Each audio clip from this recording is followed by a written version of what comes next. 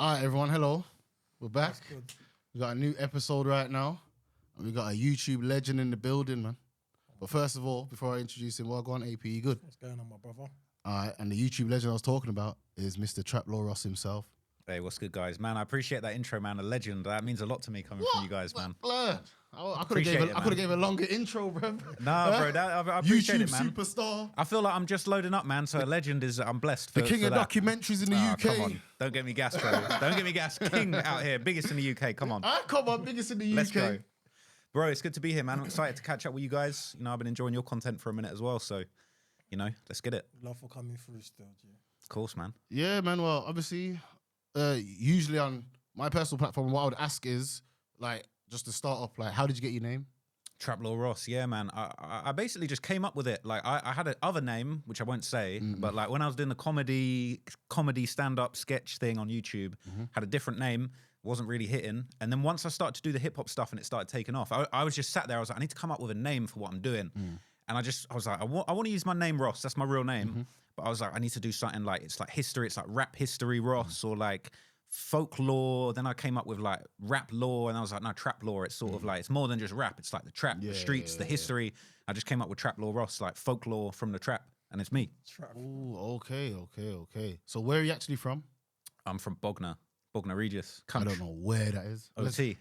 What's it by? It's like down south. It's on the south coast. I don't know if you know like Portsmouth. Yeah. Down that sort of way. So I was born in Croydon. Okay. But my family moved to Bognor when I was like 5, and I lived there till I was pretty much like 18, and then I moved back to London. But like, yeah, grew up in the countryside, man. It's very boring, not very hip hop. Okay. Do they have like a different accent? Do people say you got an accent? Because I think you sound like a Londoner to me. I don't think people say I've got an accent. I think people down south, generally, they think you're a bit posh, but Bognor ain't really posh like that. So I don't know. I never really caught an accent. Is Bognor the hood? It's not the hood. It's just nothing. It's like there ain't nothing there. Like, ain't is it like a village, like a small village, or? It's kind of like, it's like a seaside town. In the summer, it gets lit. A lot of people go there. Basically, if you're too broke to go to Brighton, you're gonna go to Bognor Beach for a little seaside you trip. need peas to go to Brighton? Huh?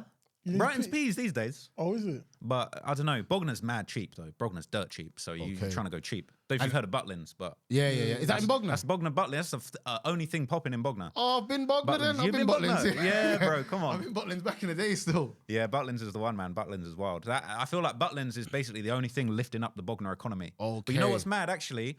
There's a Rolls Royce factory in Bognor, but they drive them straight out of there. So no one owns one in Bognor. No, hell no. You see them driving around, you're like, that must be getting delivered. That's on its way out. But yeah, man. All right, cool. So coming from Bognor and that. Wait, first of all, how old was you when you got into YouTube? Man, I got into YouTube when I was, I'd moved back to London by that point, probably like 2015, I started my channel. Yeah. But I used to want to rap. I used to do stand-up comedy. I used to do sketch comedy. I used to do like funny rap videos. So I was just kind of like messing around with YouTube. Like I used to shoot rap videos for like my friends that were rappers.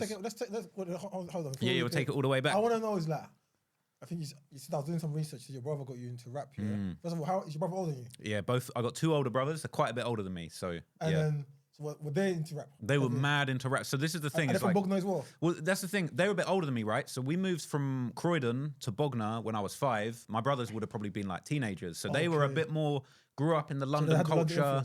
They loved hip hop. They loved rap music. Like my brother used to do like battle rap competitions, and like my other brother used to make hip hop beats. So I was always really influenced by what they were doing. Like they would have a mad record collection, and I would just like steal their records, Eminem, Jay-Z, DMX, just listening to them. I was way too young to be taking that in, but like I looked up to my brothers, and I just wanted to take in all the stuff they were doing, basically. So that's how I got into hip hop, through them. But they were a bit older. They spent more time in Croydon than I did, and I was just in Bognor, listening to all of their music, just getting into this stuff. Yeah. And what made you like?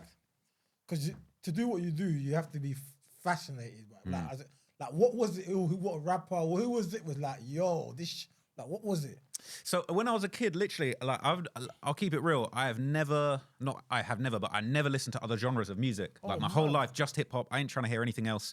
The closest you might get is the Beatles. I listened to a couple of the Beatles albums like one time. Right, so I listen to other genres. Just about to say, I listen to Oasis and that. I can't be hearing that, bro. Nah. Can't be hearing that, bro. It's dead. I'm a pop head. I'm a pop head as well. If it isn't like a 16 chorus, 16 like the structure of rap music, like I don't know what it is.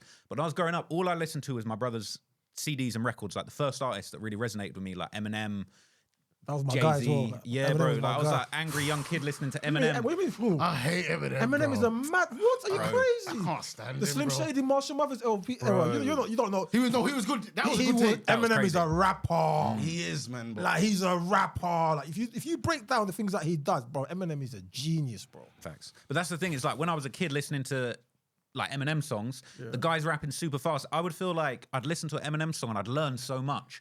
It's going to sound dumb, but it's like there's so many more words. Then you hear a pop song, there's like, you know, it's like a little 4 bars and they repeat it over and over again. I'm like, this is dead. I want to hear a story. I want to learn something from the music. So I'd always just preferred rap music. I love a 1632 bar where you're just getting all this information. You got to listen to it over and over again, take it in. Like, I've always just loved the way hip hop is structured. So my whole childhood was just coming up listening to Eminem, listening to Jay-Z. 50 Cent had a massive impact on me. Like, just this story of like this guy, he got shot 9 times. They tried to kill him and he lived and he came back and went platinum. Like, I was just a kid in Bognor and he was like a superhero to me. That was like Batman, like 50 Cent or Eminem. Like these guys, Eminem come out of 8 Mile, Trailer Park, and he rapping and he became a millionaire. Like, that to me was what was inspiring about rap music. So like rappers kind of became my role models. You know, I would have 50 Cent poster on the wall, Eminem poster on the wall. And that's just, I didn't really fit in. No one at school when I'm in primary school is listening to Eminem. And like, I wasn't really supposed to be listening to it at that age either, but I just loved it. I just got obsessed. Do you know what's mad? That's like man when I was younger. Like that's the thing. When I used to, I was introduced to like Tupac and that, especially when he was beefing Biggie and that. I was like, yo, this shit. Like when you're a kid, you're so fascinated. I think like to do even like obviously you don't know, you research on a deeper level. I feel like someone like you, what I got from it as well, it's not you were brought into not just the music, the story. Yeah. You were fascinated, because that's the same with me as well. Like when I'm like Tupac, I'm hearing his mom, he was born in jail. His mom, I mean, he was born in jail. His mom was pregnant. She's a Black Panther. Like I was also fascinated by the story. You get with Eminem has been from Trailer Park, coming from a broken home, all of that kind of stuff. So I feel like.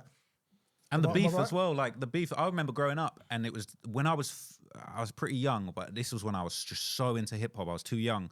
But it was like the 50 jar rule beef. Anytime anything was said, like I don't know, like looking back, it makes no sense. But I was a kid when we used to go on holiday to America. I'd buy like double XL on the sauce. I used to do that as well. And I'd be My like, dad used to have the sauce, and you I had every double XL in the sauce. didn't have cartoons at the back or something. bro, I remember one of them had some bad bitches in the middle of it. That's what I They had remember. women and jewelry. They used to sell jewelry. hip-hop honeys. Master P used to. I think they used to be all the jewelers, the fake jewelry. Yeah, with the adverts for all the jewelers and adverts shit. for- I used Yeah, to buy man. all double XL. Like, see me, yeah. Or like Hip Hop Obviously, I never had Connection no as well. money in it. I'll hustle money in school, and I would actually always buy a double XL. Like, I love this thing. I read everything, bro. Yeah. That's how I used to get all my news in it. That's mad. Same, bro. Yeah, I was literally. a Like, 50 Cent head too, bro. 50 Cent was my idol at one point, bro. Like, bro, it's literally. crazy. Like, that's the thing. I was obsessed as a kid, and it was like, bro, this guy's like a superhero. He got shot 9 times. This guy's invincible. This guy's literally Terminator. Like, that's how I felt. And then, you know, the 50 jar rule beef. I was reading every issue, you know, and the source come out. There's a 50 interview, and you're like, oh, is he going to mention Jar? Like, oh, I can't wait to learn about all this. And like, I never would have thought all of that stuff I learned would come into handy in a career. I just thought that was my passion and my hobby. And then just, you know, one day I started talking about all this stuff I was interested in. I feel like because the passion is genuine, it's like, it shows. Like, I'd spent my whole life listening to hip hop, so you can tell it's not fake. You know, people say culture vulture, but I feel like a culture vulture is somebody that don't really care.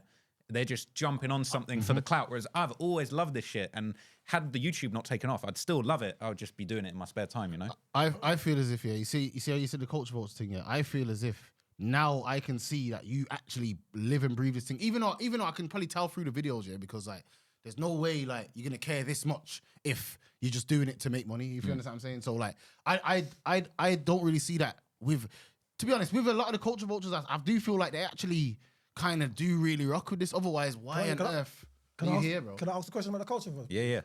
So like, you see like you, Vlad, Adam 22, 1090 Jakes, like you don't get called culture vultures, isn't it? When you read like give me an honest answer on that. When you read people calling you a culture vulture, number one, how does it make you feel?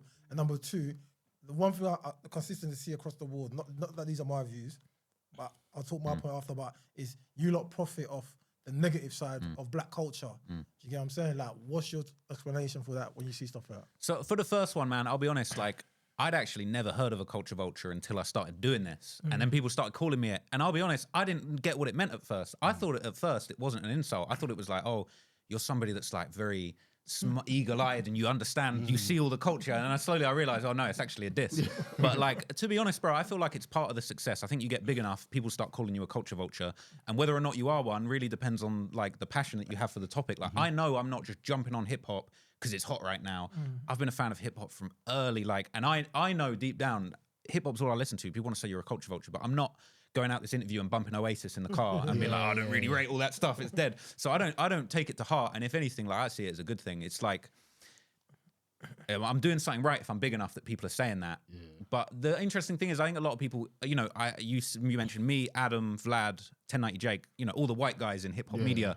But I think people forget that, like, pretty much the biggest guy out here is Akademiks, right? And he's a black guy. So it's kind of like Charlemagne the God, like the greats of this genre, the people that actually made this a thing are black people that are like running their own platforms and got these things going. So I feel like there's space for a couple white guys to come in and do this kind of thing. So I don't feel like that's you like lot's the leaders now though. I can't lie. Adam 22, 1090 Jake, and you are all leaders in the each. Like he's 1090 Jake. I feel like he's leader in the paperwork, super street stuff. You're the leader in like the documentary stuff, and Adam's kind of the leader in the interview stuff. I hear Akademiks is one of the biggest, definitely. I'd say Ak is the biggest, and he was the one to do it earliest. But then I think Ak could only do what he was doing because Charlemagne kind of paved the way. And then even then, it's like you want to talk about people that got the numbers. Joe Budden, true, pretty much up there. So it's again, it's like, I think it's, and I don't think you guys are doing this to catch me out. But it's like I think sometimes people are like, oh, look at all the white guys that are running hip hop culture, and it's like, but hang on, like. Here's the real legends. Black people. Even someone like DJ Envy, you know, I think he's like Hispanic heritage or something. I don't know. I think he's black and white. He's black. I don't even know. I don't even know. I used to watch Breakfast Club and he used to hate. No, but it's like, bro, this is a diverse space. I feel like you got to have people from all different kinds of backgrounds. I agree. I was also the biggest consumer of rap in the Western world is white people. Number one. Well, going back to your second question, which I think is a really interesting one, where you say like, it's sort of like profiting from the negativity in the culture. Nobody ever says that to the rappers that are doing shootings, doing violence, rapping about it. We're smoking this person, we killed this person. But they can say, but then you want to report on it, and suddenly you're bad. They're saying, I'm spitting my life though. But bro, like if you're actually doing crime and that's your life, and that's the thing, I would never tell a rapper that they can't talk about violence. Oh, you're poisoning your community. That's your route out of what you had to do to have some success. So I think fair play. In the same way that it's like me, I'm an obsessive fan about hip hop. Why can't I be able to talk about it? It's like, how can you sell me this music and then I'm not allowed to have an opinion on it? What? Because I'm white. I think it's two different conversations though, personally. I feel as if they need to be brought to the side to say, yo, stop poisoning the culture. And then I feel as if the conversation that they're having with you is you're glorifying what they're poisoning. So they got the poison and then you're making the poison bigger. You get what I'm saying? The only thing I was saying, however, I personally, I'm just saying what's being said, because me personally, I don't think you're a culture vulture, because if I did, I wouldn't watch it, and I'm a big fan. And I wouldn't be sitting with you. You know, my thing is, I don't think you are. I just think this is what I just personally think. When I was younger, I was watching I think it was the History Channel, the Discovery Channel, and had like Bear Gangster, like Italian mobster documentary, right? Somebody is documenting all these things. You get it? I was interested in these things when I was younger. I used to watch it all the time, like all the Italian mobsters, all like the Colombian drug laws. I watched on the History. I think it's a History Channel or documentary channel, right? Essentially, what I think he does is all he's doing is that being a fan, I think what you do, you are a part of you are a historian as well, because you look into things, right? He's a historian, he's a researcher. He's just documenting something that he's passionate about. In the same way, these white Italian mobsters and stuff like that were being documented on the History Channel. It's just in a modern way. That's what I personally think. It's a good point. And Akademiks claims he's not from the streets, etc. Yeah. Therefore, what is the difference? Just because he's black means he's not a culture vulture, because he's not from the street culture anyway. So basically, it's the exact same thing, but because he's black, he gets away with it, which is not fair. Do you know what I'm saying? I have nothing. Let me just put this on record, bro. I literally have nothing against what they do, bro. Yeah, same. I agree. 1090 Jake's the only one a bit. Nah, I don't agree with him now. You know, it's not that I don't rate him. His thing is just purely to sabotage people, innit?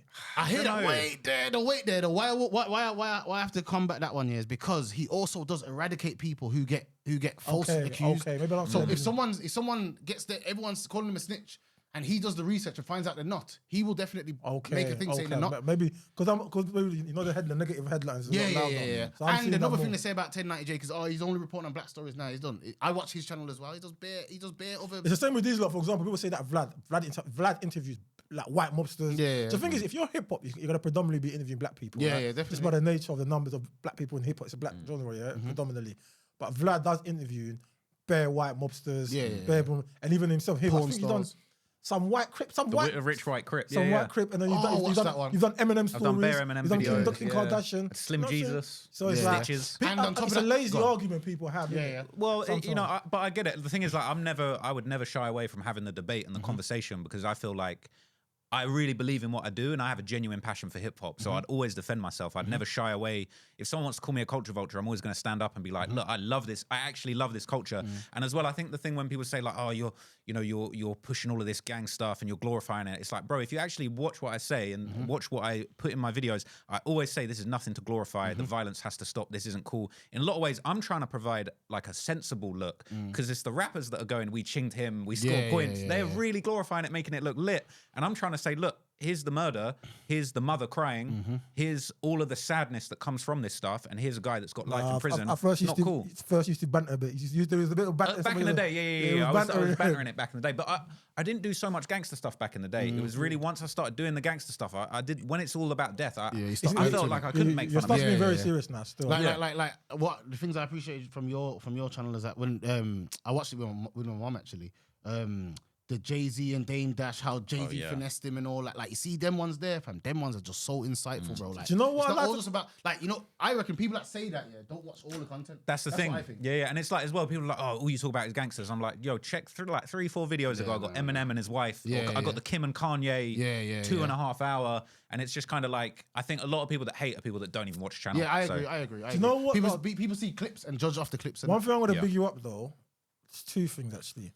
Like, you're literally the only person probably that with the Ja Rule and 50 Cent in general, when that's replayed, it's so biased to 50 Cent everywhere. It's ridiculously biased to 50 Cent. One side is like, he's literally the first one that I watched where it was kind of like, he was actually fair on Ja Rule. It's the most fair what I personally saw, and it's the most accurate of what was happening. It wasn't, because everyone's just like, just bash Ja Rule, boom, boom. He made it like, he brought all the variables, everything that happened, why it happened.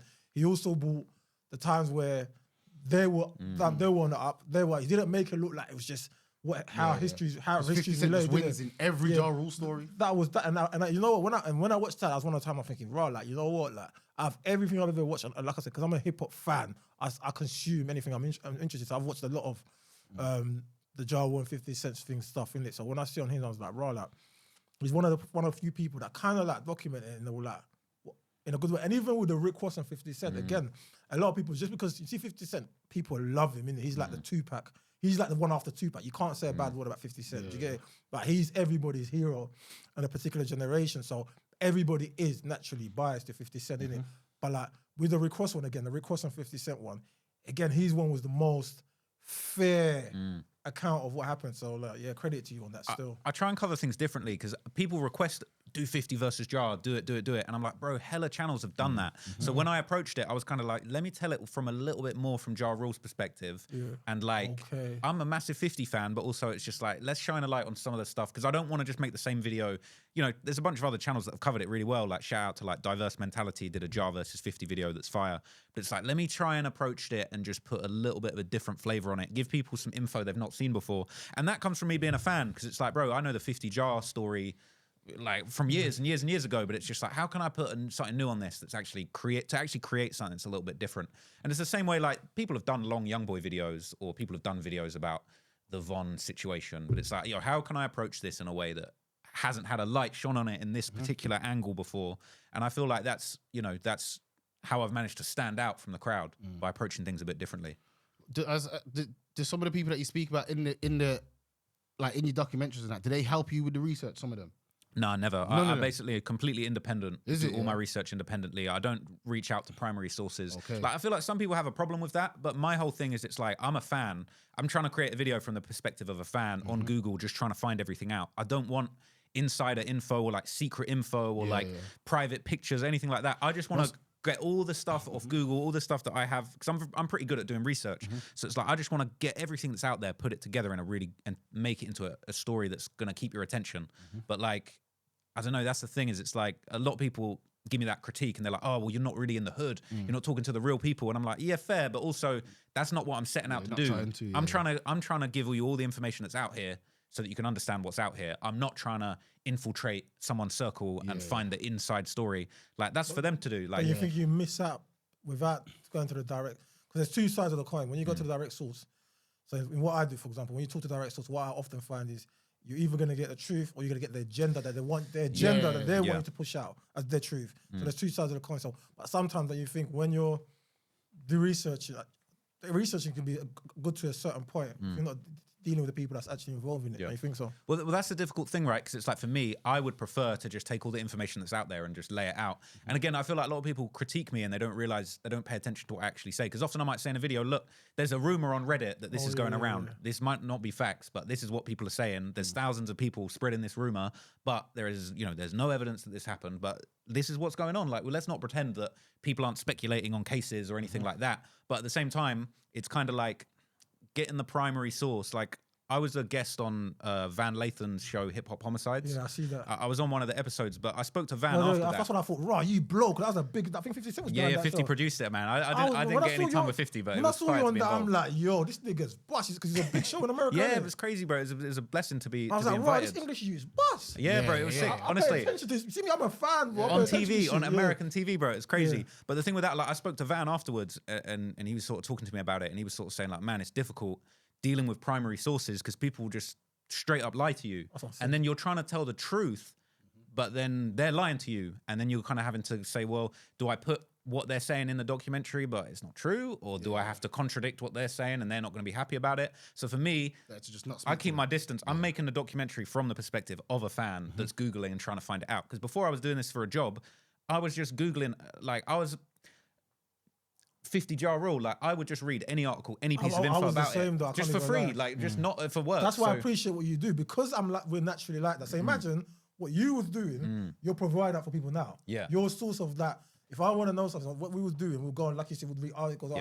You're providing that in a video of content. That's it. In a way that's easy for you to digest. Like, yeah, they're long now, but it's like you can just sit there for 3 hours and just learn everything about this story. And I feel like that's really useful. And I get, like, other people that want to go and do in-person, make a whole documentary. There's a lot of people doing really good in-person, hood vlogs, interviews. That's great, but I'm just in a different lane. And I don't feel like that makes what I do any less or more valuable. It's just, I'm a researcher. I'm not an interviewer. Like, I've done interviews. I don't think I'm that good at it. Can I ask you a question? Because obviously, I'm thinking of someone's watching you. We didn't get back to it. We just skipped YouTube. Like, how did you start YouTube? Like, so what I want to know is, how did you start YouTube? What made you start YouTube? And then how long from when you started YouTube till you saw your first, your first bit of success? So yeah, I just wanted, and then just on the last subject. Go on. No, the reason I asked that, do you get the research from people, directly from the people, and that is because I was convinced that Tay Savage helped you with that interview, and then I saw you speak on it to say that, like, oh no, you was getting angry phone calls, etc. But I promise you, I thought, because Tay Savages came out on this, like, okay, I'm not gonna directly say I've done anything, but the whole reason I'm popping is because everyone thinks I've done one thing.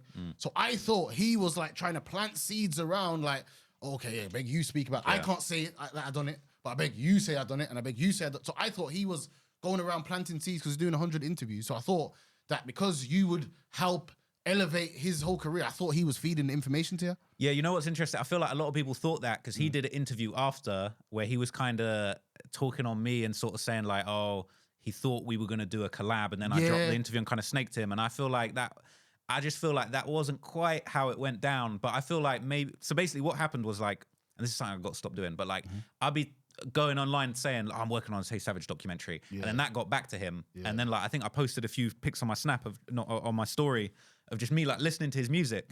And he, like, reposted it and was like, yeah, fuck with you, like, whatever. But I didn't really think I just didn't really think anything of it. And then later on, he kind of said, like, he was like, oh, I thought we were, like, locked in, we were going to do an interview. But I don't think he really knew much about me at that point. Because it's like, if you know me, like what I've just said, I don't do primary sources. Like, I do my research. Like, even if you hit me up saying, yo, I want to do an interview and I want to take control of your documentary, it's just not going to happen. Like, my documentary is me doing my research, putting together the story that I think makes everybody understand what's going on and makes all the information easy to digest, and I fly it out. you know, that's just like doing an interview or doing a collab or letting somebody check what I say about them before it comes out. Just that's not really what I do. So, but at the same time, like, no disrespect to Tay Savage, you know, we had words, but we kind of squashed it. And like, I think the tricky thing is it's like he'd gone on loads of interviews talking all of this stuff that he was involved in and all this and that. And I think it's kind of like, it's just like, it's very easy to point the finger at me and be like, I don't like what you said about me or whatever. But it's just like, but bro, there's so much information about you out there that it's kind of like, bro, it's not really me. I'm not, it's almost like people want to act like I'm hiding in the bushes outside their house, like going through their garbage, finding out about them. But it's like, that's not like, I'm on Reddit with the same info that everyone else has got. But and I'm listening to your songs. His things, I watched his interview and his things, I kind of say for himself, he said he's pushing peace at the moment, isn't it? He's trying to push the positivity, and he's like, he's not pushing that in the music though, man. And there's something, he said, there's certain things that you said on the documentary, and I haven't watched the Tay Savage one, but he said that there's still open cases and he's scared of a like potential recall. Yeah, when he said that, I thought it was interesting because, so let me choose my words carefully. I made quite a big piece at the end of the video where I explained that he's pushing peace, and I say that he's out of that lifestyle, he's not involved in that anymore. And from my research, I believe that's true. Like, I've not seen anything to indicate Tay Savage is still involved in criminality. And I say that in the documentary. But at the same time, I do say, look, all these guys from his area, it's still going on. People are still getting killed in his area. It is what it is. But I'm not saying he's directly involved. But I think it's almost like, you know, he said in that interview, he's like, oh, you know, I don't want to get a RICO. These are open cases. But it's like, if you listen to what I say, I don't say he's involved in any of them cases. I say he's pushing peace, but like this war in his neighborhood is still going on. And it was going on when he was in jail and nothing to do with it. But it's kind of like, again, it's just like, yo, go back and watch what I said. Like, I think Tay said he watched a documentary. Like, I don't know if he even watched it all the way through. Like, I've had that before. A few people have said, like, I'm like, bro, did you watch it? And they're like, I watched a bit of it. And I'm like, that's mad. Like, get to the end though. But it's mad how you like this boy from, where you from again? Bognor. And like, you got these Americans, because even like the YBs, he rapped about you in the song, didn't it? After the end or something like, you got these Americans watching your content, your mate. That's crazy. These big. It's mind blowing. Like, it's mad on the flip side of it still. But can we? Like I said, I'll like tell you the whole story. I want to strip it. And I want, like, I know that the Trap Lord Ross fans watching, and a certain thing I don't want us to go on the comments and say, oh, you didn't ask this, you didn't ask that. Yeah, okay. So as a Trap Lord Ross fan, there's somebody out there wants to know, like, okay, cool. What made you decide to start YouTube, number one? How long was you doing YouTube until you found your first relatively successful video, and what was your first successful video? For sure. So when I was 18, I moved back to London, and I started getting into like music video directing. One of my brothers that was a rapper back in the day, and then he got into music video directing. He was shooting videos for rappers. Like, I basically wanted to get into that. So I was shooting music videos for like my mates that were rappers, or like people that I knew, or anyone that I could connect with. Just literally like for free, or like 200 quid, just shooting, you know, just little shitty rap videos with my DSLR. But at a certain point, like, I like to rap just in my spare time. I started rapping, made a few songs. I was like, oh, let me shoot myself a little music video. You thought you were going to be the Eminem? Bro, I thought I was going to be something. Thought I was going to be a little young Jack Harlow out here, but it didn't really pan out. But basically, I was doing that. And then, you know, I did a few of my own videos. I did videos for a few other people. And then I started watching this YouTube channel called H3 Productions. I don't know if you've ever seen it. But he's basically like, he used to do these like comedy reaction videos where he would like react to stuff, and then he would like go out in the world and like just do like funny stuff, like, you know, put on funny outfits and like make jokes about other YouTubers and shit like that. And I was just really inspired by that. So I started just on my own YouTube channel. I started my own channel in 2015, started doing little reaction videos. Like, you know, like at Christmas when they do like the John Lewis Christmas ads and stuff. Like, I was doing reactions to the Christmas ads and trying to be funny, being like, oh, this dead advert, or whatever, like all that kind of thing. It was dead. I was not getting any views. No one was into what I was doing. But I enjoyed doing it. So I just kept making videos. And like a couple of them did okay, got a few little views. Like, I was reacting to the TV shows. I was doing like reaction to The Apprentice that season, like do a quick reaction to The Apprentice, but it was never going anywhere. But I just kept doing it. I was doing comedy sketches. Like, I started doing stand-up comedy. I was like filming my stand-up, doing a little 5-minute set, put it on YouTube. But again, it was going nowhere. I wasn't getting no numbers, like 20, 30 views a video. But I just kept doing it, literally to the point where I'd put out 100 videos. I don't even know why I kept going, to be honest. It was just like, bro, why am I even doing this? But I enjoyed it. I had fun. Like, I would have fun. I used to do like food reviews. I would buy like Tesco value lasagna and review it and shit. It's just not going anywhere. But eventually, literally, my friend said to me, he was like, bro, you're so into hip hop. You love rap. like, why don't you do a hip hop video, talk about some of these, like I'd be at a party telling my friend, bro, this Jay-Z song, you know, Jay-Z shot his brother and all this, like, that would be me. So my friend was like, why don't you do something like that? And I was like, nah, no one's gonna want to hear like a white kid from Bognor talking about hip hop. Like, it's not gonna run. And then I was like, actually, you know what? Let me give that a go. So I'd actually done a video about Russ. And how long was you doing the YouTube for? So literally 4 years. So literally, from 2015 to 2019, I made 100 videos, never popped. Mad. Literally constantly making videos. 4 years, you know. I was grafting, but I wanted to do it. I wanted to be a YouTuber. But then literally I started doing the rap stuff. Like I did a video you remember when Russ dropped Gun Lean? Yeah. Like I did a video about Gun Lean and like Russ's history and how this was like a big moment in UK drill. That flopped. But then I was like, nah, let me do a US story with like a little bit more broad appeal.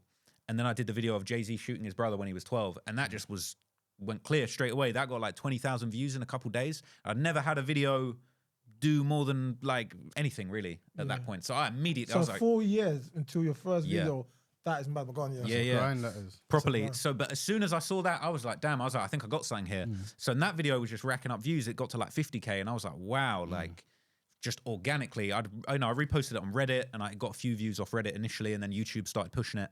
So then I was like, all right, let me follow this up. So I did a few videos after that. I did a video on like Frank Ocean finessing Def Jam for like 20 mil when he got out of his deal, and then that video ended up going super viral.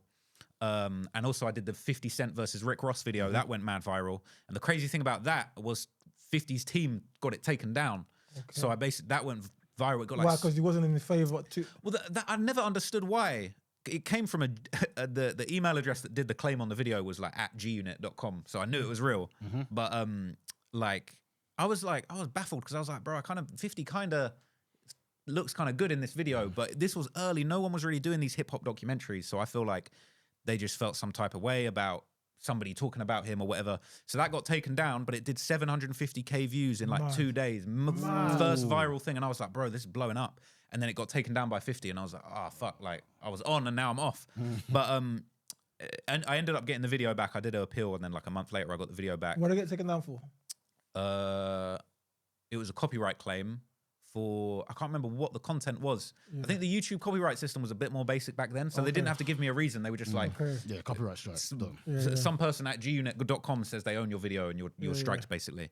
But anyway, I appealed it and won because it was fair use. But then I did the Frank Ocean Def Jam video and that went crazy, got over 1 million views in a few weeks.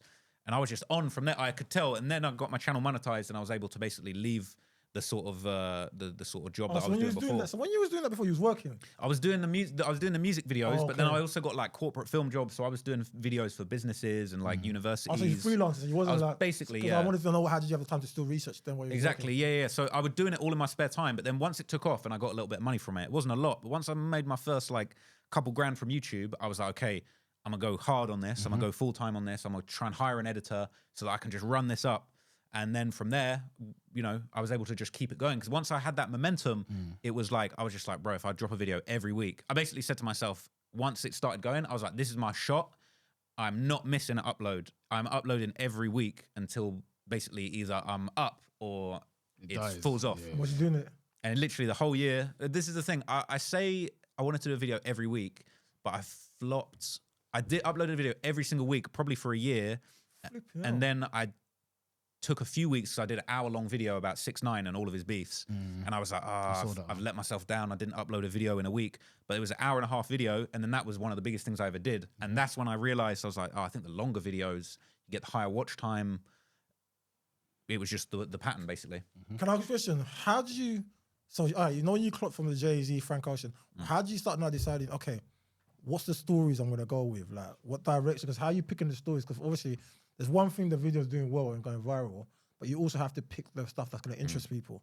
I feel like success on YouTube, I would say everything is about picking a story or like picking your video idea. Like for me, you know, it's kind of like I'm a hip hop fanatic. So it's so funny. People used to say to me like, oh, aren't you worried you're going to run out of ideas for your videos? And I'm like, bro, there's so many things. I've got unlimited. The hardest thing is picking which one. I had a list of, at the time, literally within a few months of this taking off, every idea I had, I'd write it down. I had a list of like 400 different video ideas within the first few months. Crazy. And I was just like, bro, I can't even do all of these. So then I clocked, I was like, the secret to success isn't having ideas. It's picking like the bullseye ideas that are really going to go off.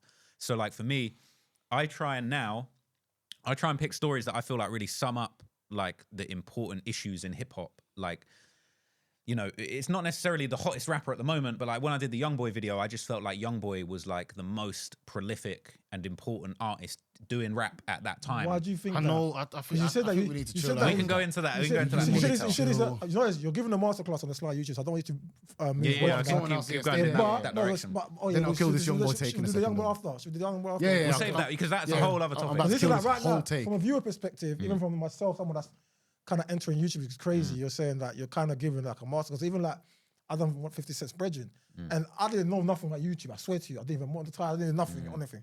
I didn't know ads on it. I just scrolled it, and he just, brother. I went to bed. I woke up on 10K views. For me, that's a lot. This is my like Organic. That's the I thing. don't know, and then I'm like 3 days I'm on 100K. I'm like, what the fuck?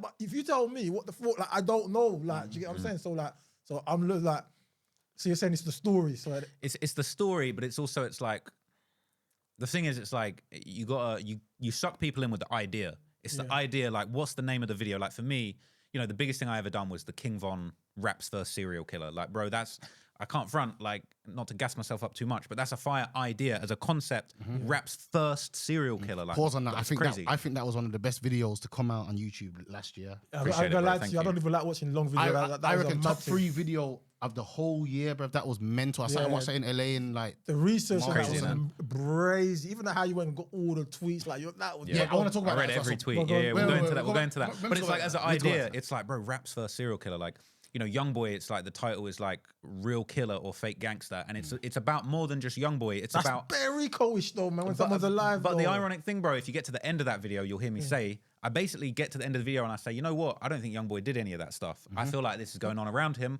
but I don't think you could After point the baiting up finger. all the hotness. But that's why it's called real killer or fake gangster. Now I'm not saying he's a fake gangster, but what I am saying is that I don't think Youngboy is a real hands-on murderer like King Stepper. Von. But the point of that video, that was meant to be the contrast to the Von video, which was basically King Von really did all the shit that he said he did. Like at the end of the day, you know, we'll get into that as a separate topic, but it's like that video is more than just about King Von. It's about where hip hop, the state of hip hop right now of, oh, is he a killer? Has he got bodies? Yeah, we like this rapper because he's a killer. And King Von was the epitome of, is he real? Is he really what he raps? Like, is he really what he says? That's deep. You know what you're know what I doing? mean? This is so deep. There's layers to it. So what you're doing is like you're almost studying the psychology of where the consumers are. So it's like it's so deep what you're doing because you're saying like, which is true. Like where the consumers at now in hip hop, like has he got the bodies? Yeah.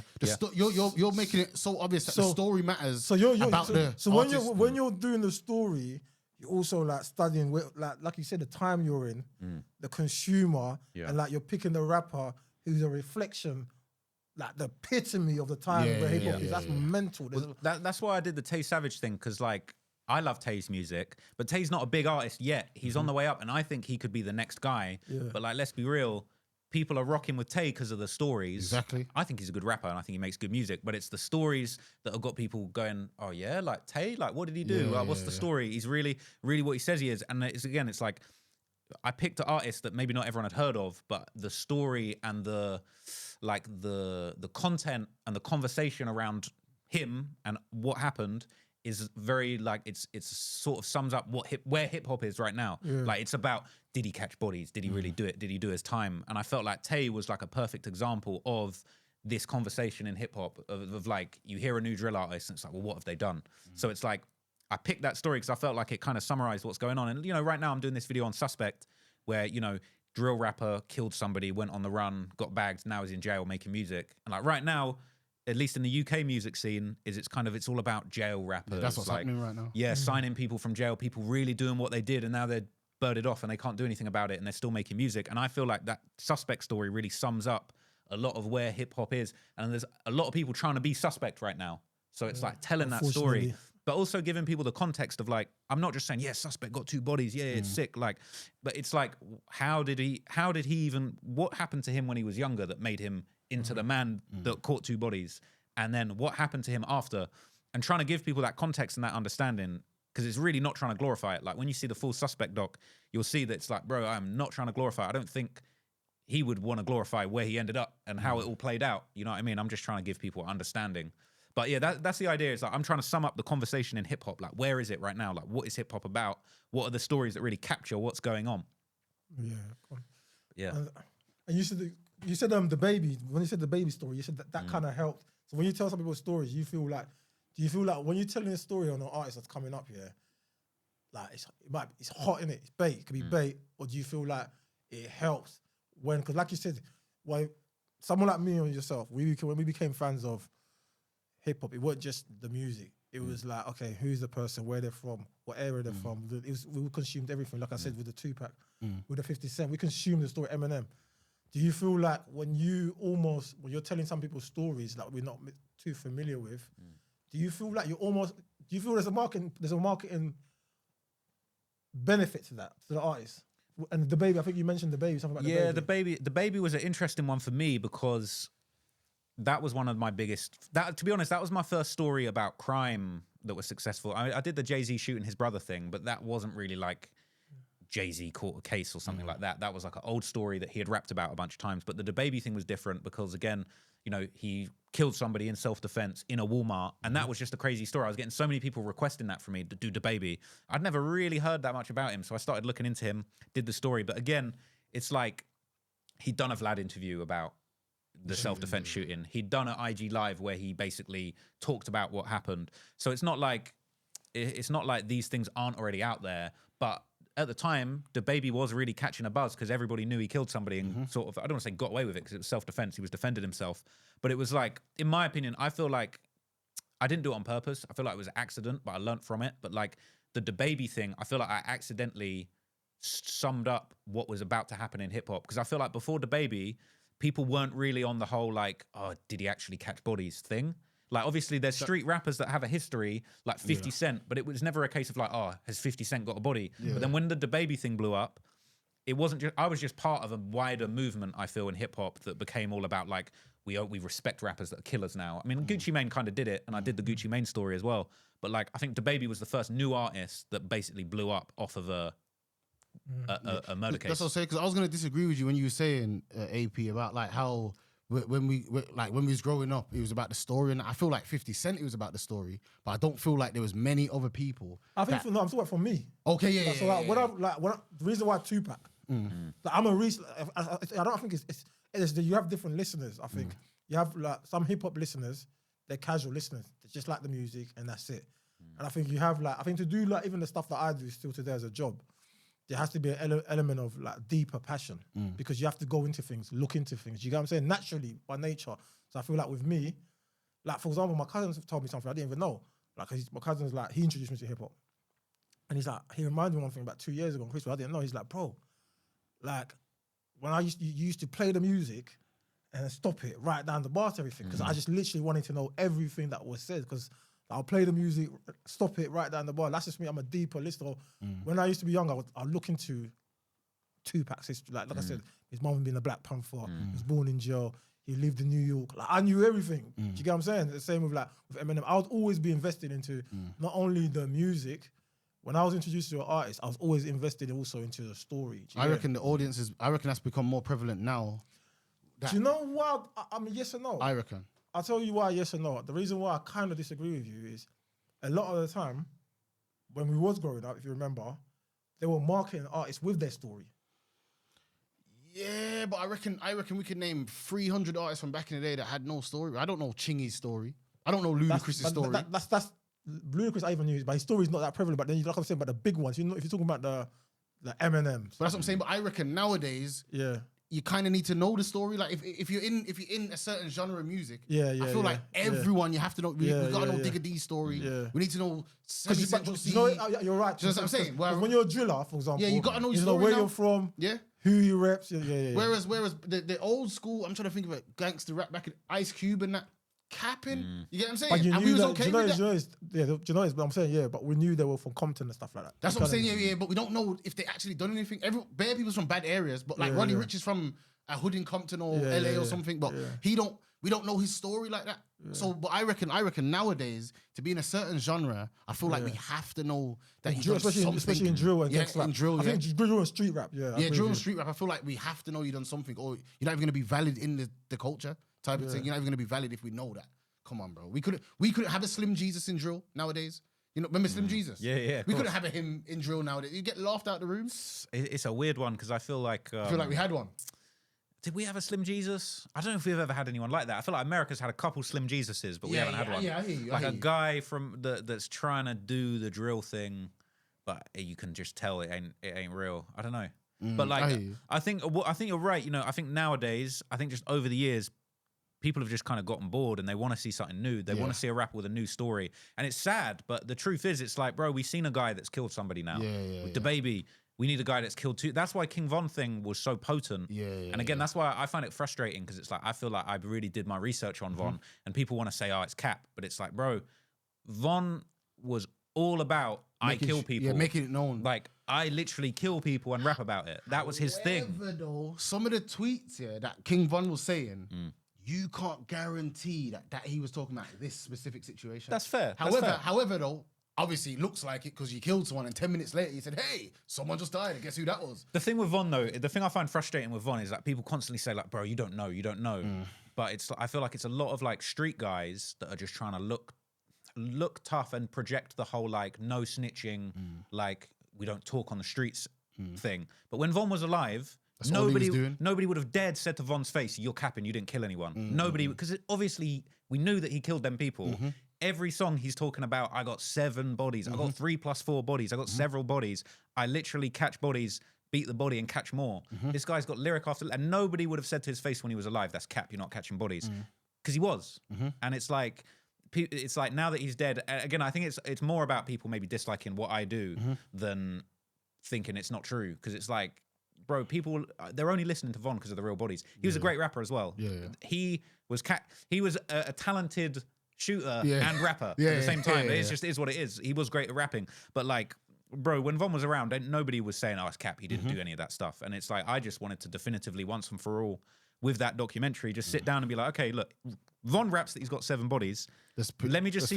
Let's see if with Google, I can find out who those 7 people are, and then is there any additional proof that I can put forward that he was involved in this? And like the tweets, it's like, bro, this guy's tweeting about taking somebody's face off 17 minutes after a murder. Yeah, sure, that's not proof. But the P5 geezer got his face shot off, and Von's tweeting about it all day, talking about early bird catches the worm, all this stuff. He died at some stupid o'clock. And it's just like, bro, was it him that put Von? Oh no, that's another. Sorry, Von. What, the tattoo? No, Von come to someone's yard at 7 a.m. and said, "Let's go and do it." Yeah, that's in the documentary. Take a pony. Said that he pulled up. Yeah. With his and book I bag. believe, and you know what's mad? I believe all this here because the people that was with him are saying these things. It's not just you just came up with something. Like, bro, all his friends say Von was really like that. All his friends say he caught them bodies. But because you said it, now everyone's like, oh, the guy from England. Blah, blah, blah. So I see bare people trying to discredit what you're saying because you're from England. But it's like, if he was from America or from Chicago and was black, maybe they wouldn't. You know what I'm saying? I just feel like there's a lot of just things just thrown your way because they just don't like who's saying it. The thing with that is that I find funny is it's just like, bro, it is what it is, bro. I'm a nerdy white guy with glasses from Bognor, like, is what it is. But the knowledge that I have is up there, and you can't really deny that. Like, it's like, oh, why, we're not going to listen to your documentary because you're a boring white guy from England. But it's like, bro, I'm the one that sat down and did the work and made that documentary. Anybody else, this is one I find a little bit weird because people are like, oh, it's all these white guys in hip hop. But it's like, bro, any black creator that wants to enter the game and do their thing, bro, bring them in, like, let's do it. I think that. Do you know what it is? Do you really? Because you said something, you're adamant that the Von and YB beef started over a girl. You're adamant that's. You're standing by that. There's more to it, and I do say in the documentary there's a few other clues because there was one rumor that I mentioned was that Von had a tweet where he basically tweeted at Youngboy like, you need to hurry up and clear that verse or something. So there was another thing that there was some tension that basically like there was maybe a verse or a collab that was supposed to happen and didn't happen. I think it escalated off the girls because I think when it hit again, I'm such a nerd for this stuff, but it's like August. Man said August, you know. Was it August? Was it August? Real research. The year before. Maybe I'll get the dates wrong. But anyway, it's like Von basically just like pops up on Twitter talking about he's making a song. I just been in the studio with a girl, with a female. It's going to be crazy, and it turned out to be Youngboy's baby mama. And it's just like, bro, like that's. You're just taking it to another level. And like realistically, I summarize it in the Von documentary, but I feel like Von, he did what he did in the streets. I think he felt untouchable. I felt like I agree. he felt like he could bully anyone. What are you doing getting Youngboy's baby mama in the studio, bro? That is crazy. Like, it doesn't matter how many people you kill, bro. That's fighting talk, bro. That's crazy. Like his self-esteem in the streets, he thought he could carry it everywhere. Like, i.e., the way he died, like you think you can just run up on someone and just bang them in the face in America, in a place where it's legal to have firearms in Atlanta, and you think you can walk up to them and punch them in the face, bro? Behave, bro. But at the same time, if he's seen someone that he don't get on with their people, what was he supposed to do in that situation? Not die, bro.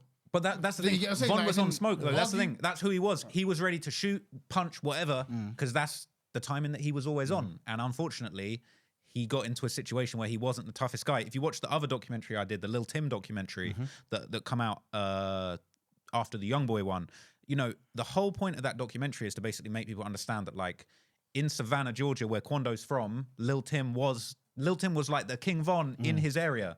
And it just so happens that night, King Von come out swinging. There was another King Von standing on the other side of the car, ready to shoot at a moment's notice and hit the like, I see a Reddit comment the other day talking about, bro, how crazy is it that night, like, this dude jumped out, shot King Von, perfect accuracy, perfect aim. Then Von's mates tried to kill him and the gun jams. It's like, it couldn't have gone more well for Quando and Tim, and it couldn't have gone more worse than Von.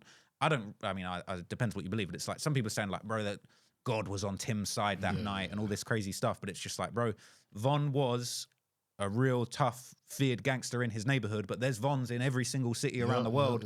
And he got in a situation that unfortunately went the wrong way, man. And bro, you know, for all the things that Von allegedly did when he was around, I'd never want to see any rapper that I like dead. You know what I mean? I was gutted when Von died still. I was going to say, do you reckon that, because I personally believe if King Von didn't die, he'd be in jail for beer things. Facts, yeah. KI murder, yeah. FB, putting up the money for FBG for sure. Definitely been in jail. And D-Fang, Durk's brother, would have been in jail, I reckon. Yeah, they're saying that as well. Yeah, yeah. There's one more that there's the... We're saying Durk's brother put up the bread from FBG? Nah, he made the phone call to get them to come down. Like, he was the middleman. But that middleman equals conspiracy. Durk's brother. Yeah, Durk's brother. But then Durk's brother got killed, and now there's another case that people are saying Durk's going to get a Rico for a murder for hire for getting get back on his brother.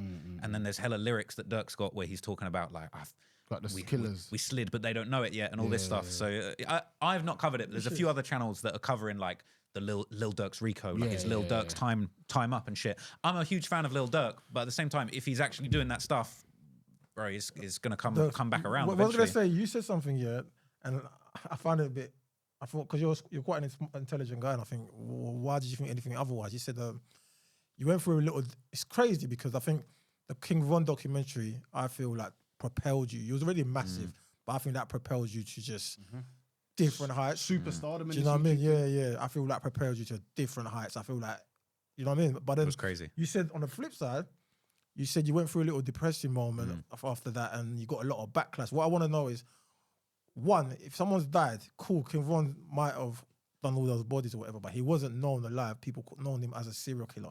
Okay, once you name somebody, he was.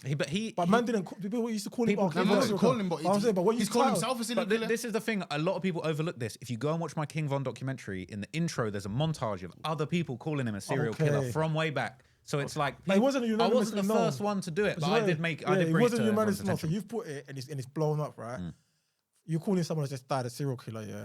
Whether they've done it or not, it's another story. But you've called him a serial killer. Well, you're not as someone that's quite intelligent. Were you not expecting some sort of backlash?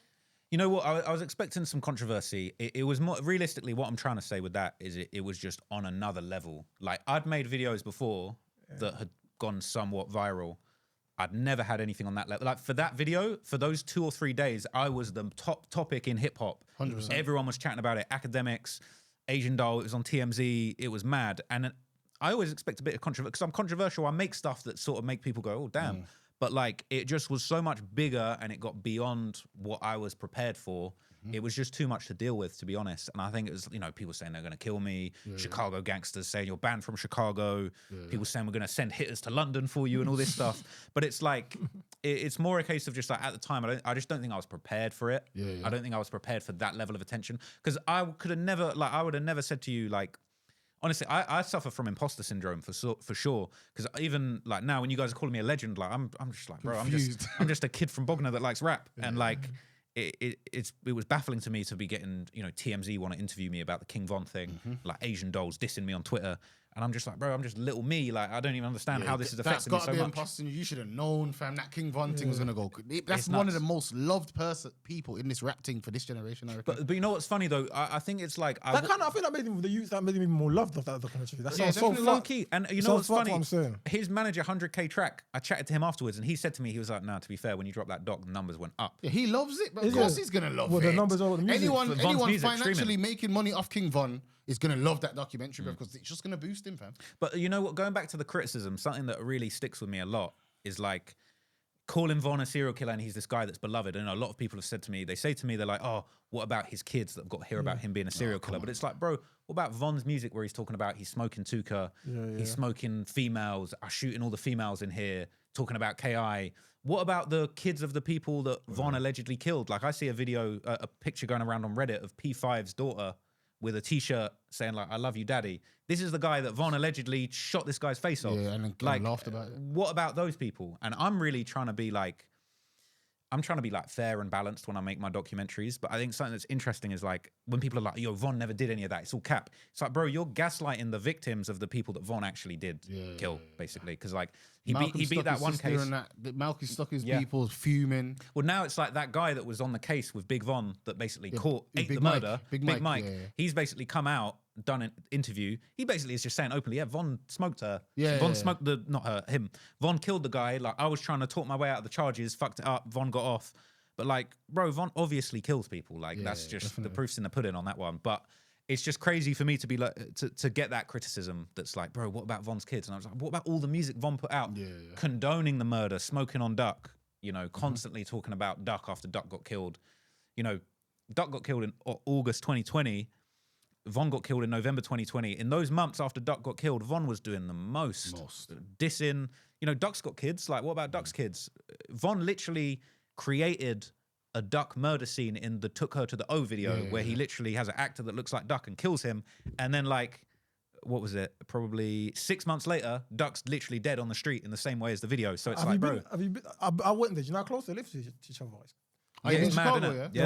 I went to all them lots block, bro. It's like, it's literally mum's life, First of all, they all went to the same school. It's literally stone's throw. Strong. Like, it's so close to each other. It's unbelievable, bro. Like, they can't, because it's so empty. So they've got like, so when you drive there, so like 63rd and old block and whatever, all them lot live there. There's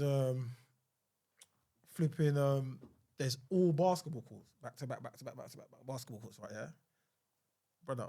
There's not one kid, no one playing basketball in any of those courts. And I'm saying to the guy, like, what? I said to my guy, like, why no one? He said, bro, because they live so close to each other, like, the kids can't play out because he said, and I'm like, so what do the kids play? They're just playing their gardens. It's literally empty, bro. Because like, literally, it's a war zone there. The next question, because I'm a Chicago fanatic. I think I'm a hip hop fanatic just by birth, innit? You know what I'm saying? Like, my dad was a producer in that back in the day. I was raised on hip hop, you know what I'm saying? But I'm a Chicago fanatic, I want to ask you, who's your top 5 characters in Chicago? Oh, that's such a good question, man. That's such a good question. Alive? Nah, dead or alive. Well, Von's obviously like probably number one, the GOAT of Chicago drill culture. Not even the obviously. Nah, Von, I got all steppers in Von mind. was a stepper. Von was a stepper, but Von was charismatic, bro. You can't take that away from him. Von, he was crazy storyteller with the rap. Like, there's hella rappers that are killers. That's shit. Like, let's keep it real. Definitely. Von was an amazingly talented rapper. He was charismatic. His IG lives are hilarious. He was going back and forth with people. Like, Von was a special guy. So Von's up there.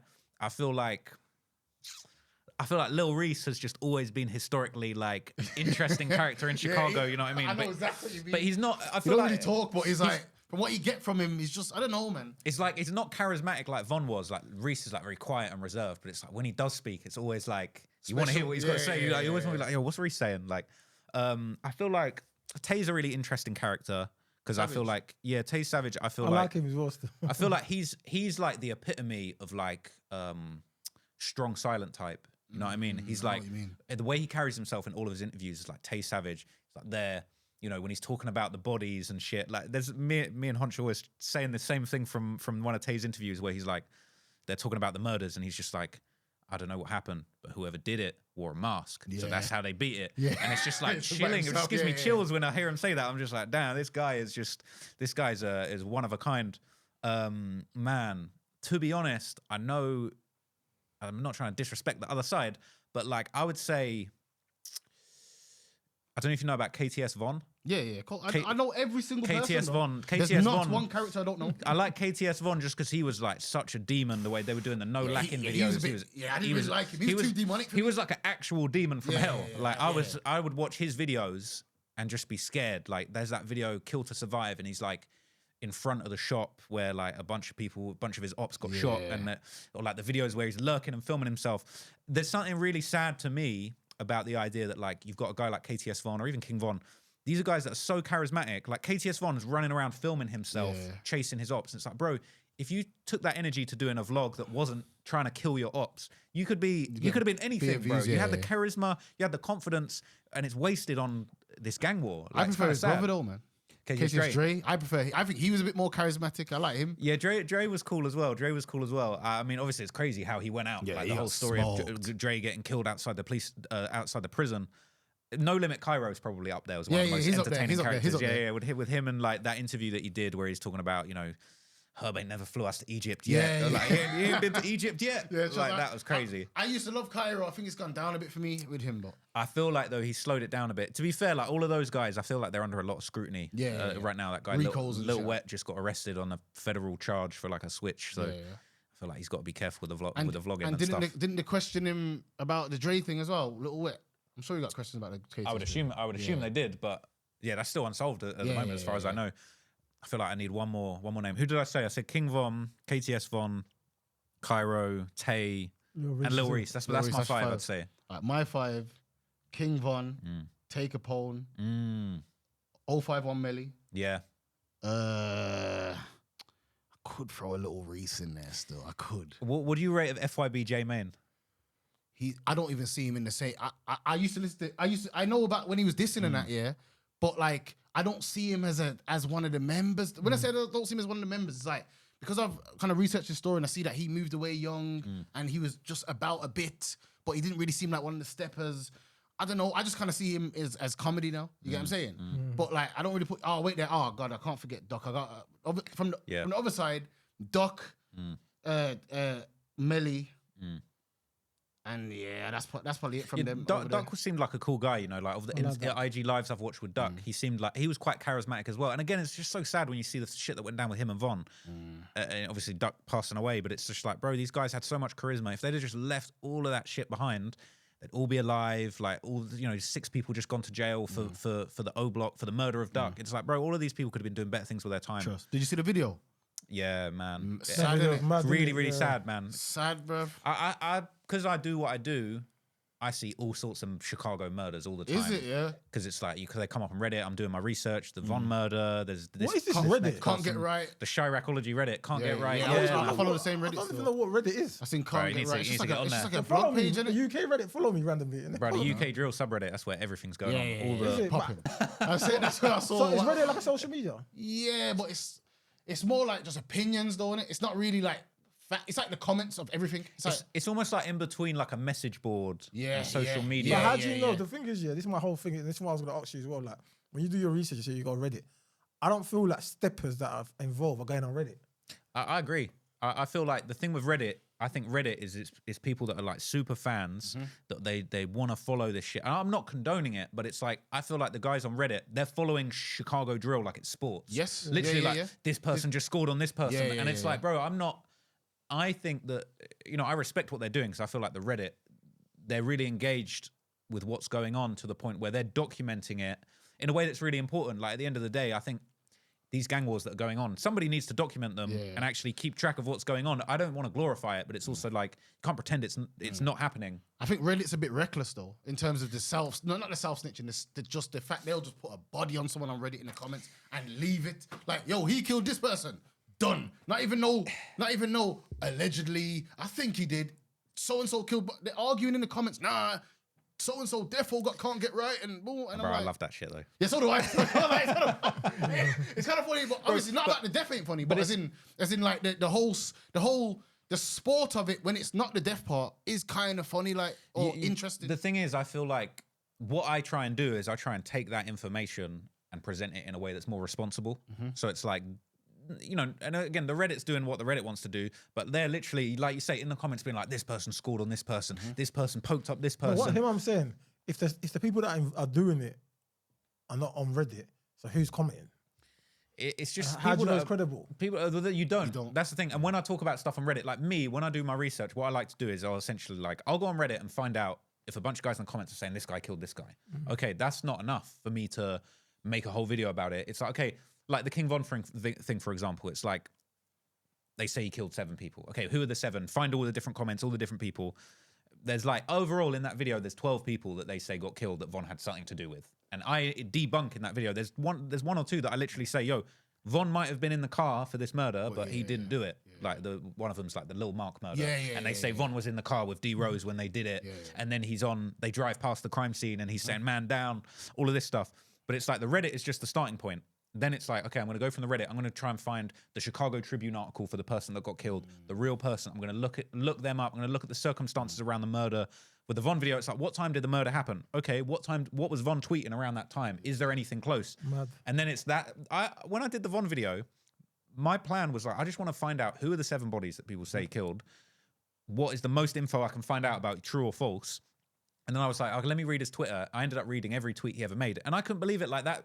I think it's the P5 murder where he's literally tweeting a few hours after the murder, early bird catches the worm. That is the worst one. And then Take Capone's on an interview talking about, oh, Von would come knock on the door 8 in the morning. 7 in the morning, ready to do a drill. And it's almost like the Reddit's a jumping off point, but it's like, I'm getting all of this information and bringing it together.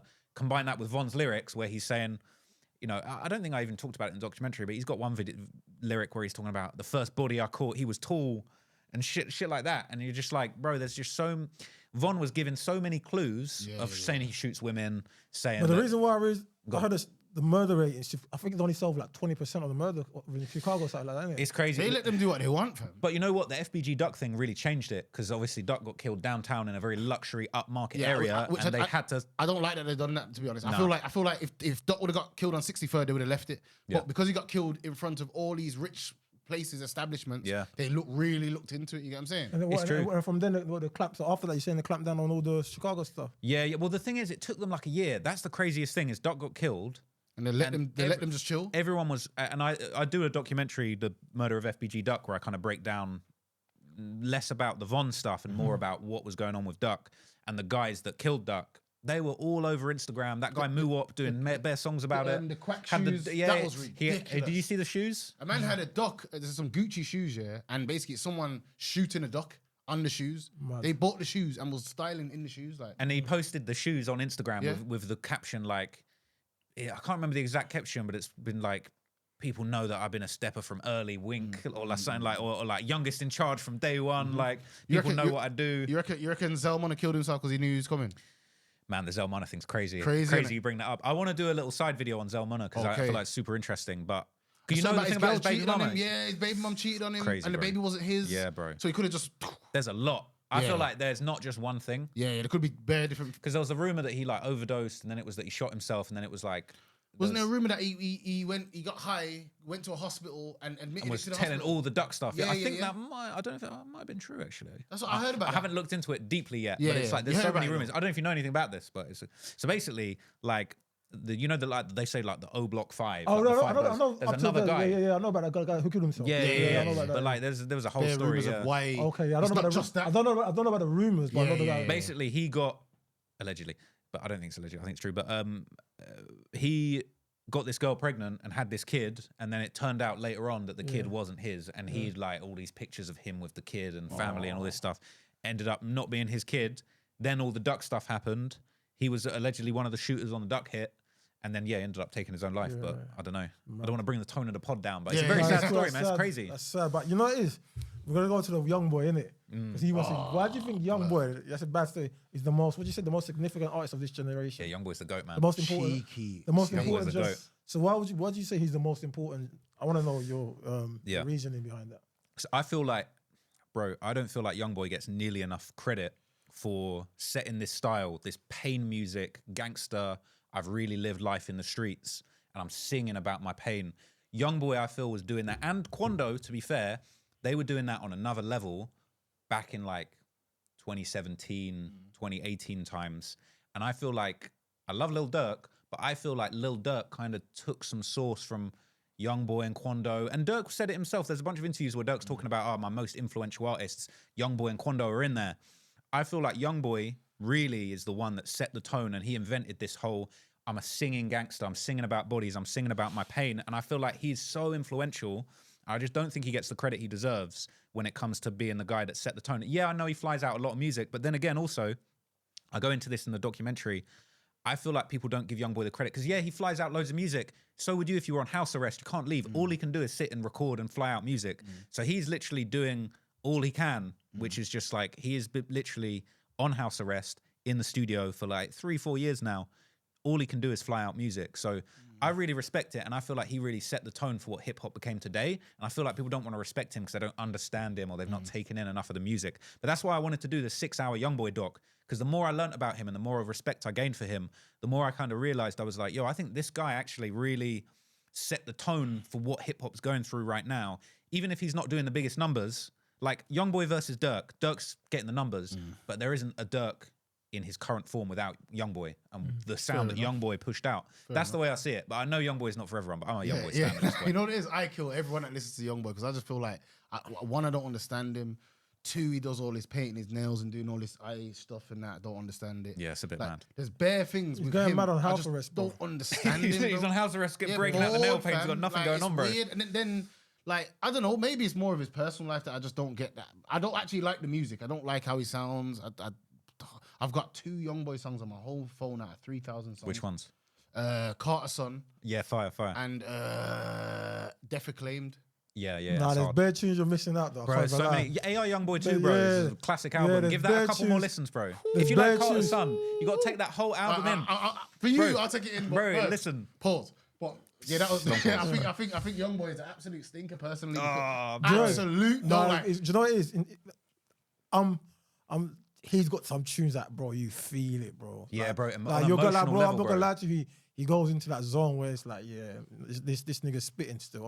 all this. What, hella like what did you pills. say? Acclaimed Emotions was one of yours. No, You liked? Deaf Acclaimed. Death and Claimed. Bro, there's that, like, house arrest things. Bro, House there's so Arrest many. Ting. Bro, some of these songs, bro, they just hit you on an emotional What's the level. one with what's the album with got Lonely Child? That album. I think that's AI I'm just a Youngboy lonely too. child. No, Want someone to is it help A- me is it out. That's AI a banger. Youngboy too? Is that AI? I think it No, might I be. think- Maybe it's not. But I think I like AI Youngboy 38. What's 38 the Baby. I like 38 Baby. that's I cold. like Top. Youngboy, Yeah, Top's hard. Youngboy. Bro, he's got so Do many you know songs. he's got You a not lot- like that song? I feel like I'm Gucci Mane in 2006. Yeah, yeah, that was yeah, hard. that one. Oh God, what's that called? Wait, no, Bro, I feel like you're low key. You're probably more of a fan of No, Youngboy than you no, realize. no, You're let me like, tell oh, you- that one's hard, and that one's hard. Oh wait, let me Bro, find there's this so one. many, but it's hard work. You got to drill into all these albums and find all the bangers that That's the connect with problem. you. That's what's annoying. That's the problem But with he does. Youngboy. Youngboy does like 10 different genres. He does murder music. He does sing it. That's mad. How can they Deaf all? Acclaimed make no sense. That's the Gucci Man. sense. Hard. Carter Son and then the song with Plies. Fam, man's only got 4 YB tunes. That's It's mad. crazy, He's bro. trash, bro. I've got hundreds, bro. Nah, No, but I got hundreds, though. one day you'll take it in. You'll have some Youngboy be on the background. You'll be like, oh man, that made me really feel something. I've been Oh, man, trying I to shed a I've tear been over that one. I've been on my younger cousin put me on YB like 016, 017. So that's early, early, yeah. like when he was young, he put me onto YB. Even his early I think he songs, was like better then. I think- Untouchable, I like start- so hard. yeah, Untouchables. Oh my God. Yeah. Even number The 9. beat's crazy. Even number 9. that's fine, Bro, you're a Youngboy fan, Come on, bro. bro. You gotta admit to Like- yourself. What other ones, bro? We're gonna like- just convert you like in this what? interview, bro. Like YB, come on, bro. Even like 38 Baby, the King track Von's 38 better though, Baby's hard. surely. Little Depp's Nah, do better. you know what it is? no. King Von ain't better than YB. King Von's overall. realer. Gunna's better. Bro, Gunna's hard. Gunna had last year. Yeah, easily. Do you know what it is? You ain't seen young. See, the thing about YB, yeah, Progression. why it's hard to say people are better than YB. You see, when YB's on form, it's a different thing, Yeah, bro. It's crazy. It's a different thing, He bro. connects on another level Yeah. emotionally that most Yeah, rappers it's a can't different do. thing. Fair And then enough. also, I feel like even though he drops loads of songs, it's like he'll drop a 30-track album. They're not all going to be bangers, but everyone's going to find something they like. There's going to be murder music. There's going to be drill. There's going to be love songs, pain songs, like proper heartbreak shit. Do you know? So when they say, when they say YB is a Tupac of his generation, yeah, people don't get it, but you know what it means. You see that Tupac here, it's like talking about emotion. He had the people's hearts differently, yeah. The reason why they say YB, they're not saying YB and Tupac I'm on par, whatever, like rapping wise. But when YB gets into his bag, he's got this generation's heart. That's why. That's why when they say he's Tupac, like that's why I get what he means. Like if touch wood, if something bad was to happen to YB, he's gonna go down like a Tupac of this generation. He's going down. He's gonna live forever because he touches the people's heart when he gets into his emotional bag. You get me? You know what's crazy though? I feel like if Youngboy hadn't had all this house arrest, I reckon he might not be here. Because if you see the documentary, it was crazy. They were trying to kill him everywhere, and like, it's sad. But house arrest kind of was the best place for him for a little bit. Maybe not now, but like, is that Fredo Bang truce real or nah? Wait, what? The Fredo Bang truce, is that real?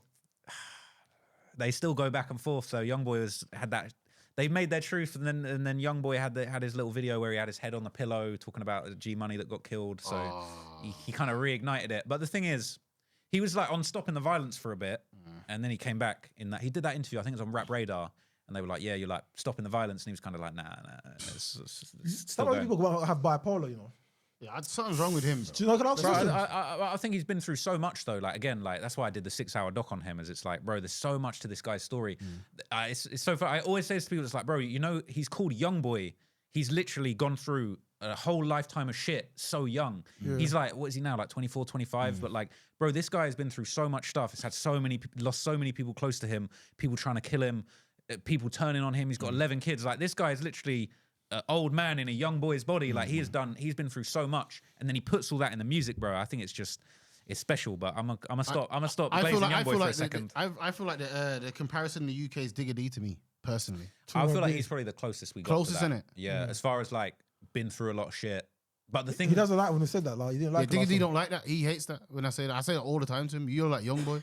He hates it. I feel like there was a minute though when Digga was trying to push that. When he did that song that was basically he did that like, I feel like I'm double tapped in 2K17. That's the young. That's a flip of the Youngboy. I feel like I'm Gucci Mane in 2006. So I feel like Digga was trying to be the Youngboy of the UK, and I feel like maybe he's eased up off it now. Okay, but he's in his own lane. But the thing is, Digga doesn't do the like emotional. Yeah, pain put it in music. the music. Yeah, I agree. But he does, no, the only thing is, I don't know if you listened to his recent project. There was a lot of emotion in there. Yeah, but we're talking about consistently though. I feel like he does it in a way, and I'm not saying it's bad, but it's like he does it in a way that's like.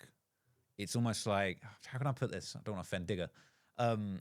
He does it in a way of emotion of almost like when Youngboy gets on a track and he's singing and he's being emotional, like you feel like he's really putting it all out there. Whereas I feel like Digga D's still got a bit of that tough guy persona. I agree. I think it's an English thing though. I think most English rappers don't go tap into the level of Nigeria like a lot of Americans. But I was going to ask you something about Youngboy, not to go off the tangent. You said you did the research. You researched 3 months for that documentary, right? Non-stop Youngboy all day, every 3 day. months. When you say 3 months, what what's the process of the research and why 3 months? Yeah, man. So it wasn't like I set out to do 3 months. Like I started doing the project, and for me, it's like now I do the long videos. The videos are just as long as I want them to be. Like it's not like I want to do a 6 hour or 4 hour. It's literally just I stop when I feel like I've learned everything, and I started learning about Youngboy, and it's just every week I was learning some new shit, a new story. Oh man, he had a shootout in Miami. Oh, this happened. Oh, that happened. Oh, his cousin's into this. Oh, his brother got bagged for this. It was like, I just couldn't believe all the shit that I was finding.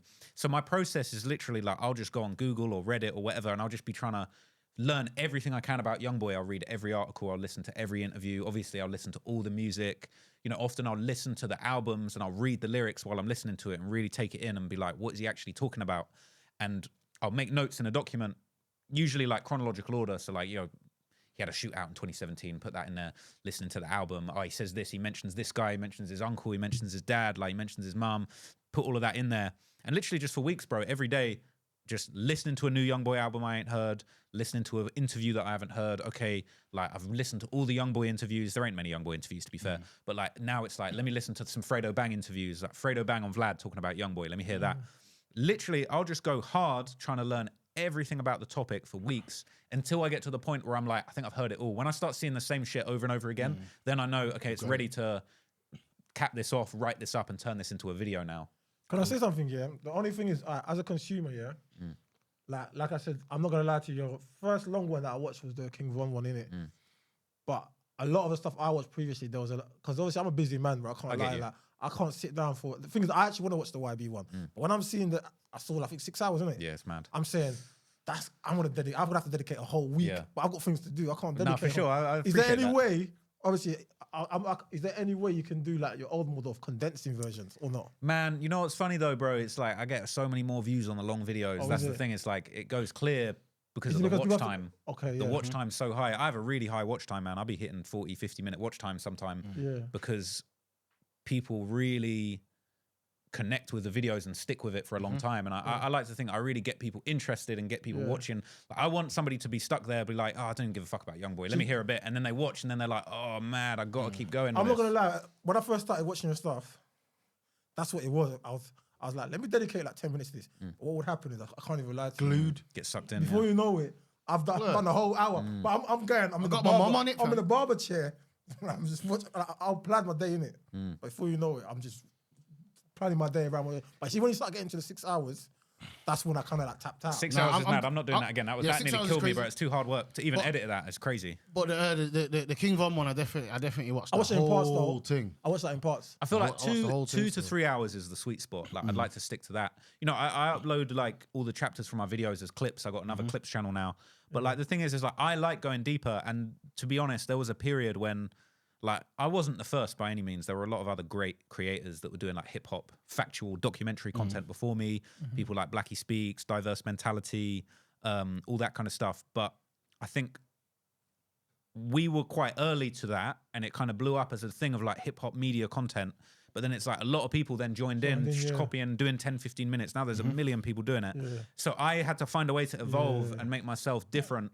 And because my passion for hip hop is 100% genuine, I can actually sit there for 3 months and just read about Youngboy all day, every day, because I genuinely care, and make a 6-hour documentary that no one else is going to have the patience to make. So that's what's allowed me to stand out. But I know that a lot of people, I get messages all the time, people are like, bro, can you just make shorter videos? And it's like, I hear that, but also there's loads of other, just go check someone else's 15-minute video about Youngboy, No, you're because right. they'll tell you the Hip-hop DX basics. or hip-hop something. I'm gonna get to. Do you know what? Because I fuck with YB. Like I'm gonna. It's just that it's got to be like when I'm on a flight. Yeah, for sure. But that's perfect for that, because it's like if you like Youngboy, and it's that thing as well. Of just like I think I know a lot about him, but like it's just all the little facts that you might not have known about him, or like a little detail from this album, or maybe even a song. Like in that video, I do a long breakdown of AI Youngboy 2 because I think it's his best album. I think it's one of the best albums ever. And I go literally in that, I just go track by track. I'm like, yo, let me explain, bro. It's up there, bro. You got to listen to it again, bro. One day you're gonna track it on and you'll be like, oh man, I was gonna shout you like, yo, I was wrong. What I was gonna say, 2 quick questions. Yeah, what was more interesting to research, Von or Youngboy? I would say, man, there's such different stories, because the thing is, like, every story is different because the information is in a different place. Like, if I do an old school story, like I did a story way back on P. Diddy, and it's because like he's more old school, so a lot of his information it's in like It's on MySpace. it's in magazines like The Source, or I read his a biography of him, a book about Diddy. Whereas it's like when you do someone that's really new, like Von, it's all on either like Reddit or YouTube, or even he's on Twitter tweeting about all the crimes. So it's like every video's got a different approach. I probably enjoyed the Von video more because I read every tweet. I literally went on Von's Twitter, went all the way to the start, read every tweet. People have to understand the work with these things. it works you know? ridiculous. When That's they the see the thing. success, it's so. And this is my thing. When I've commented on time saying like, when I've said like, oh, you're a GOAT, you're a legend, and people be like, I'll get backlash on my page, and I'm just like, you lot don't, and you lot look at things so surface level. A People man like me and you would know that A he's a man GOAT, said he read his, and that's what I'm saying, and that's when I'm tilting my hat to my man. It's because I'm saying, bro, because I'm a researcher. I'm like, bro, you just take it to a whole different level, my nigga. Like imagine appreciate that, it, man. I really appreciate that. It King means a Von lot to me. documentary.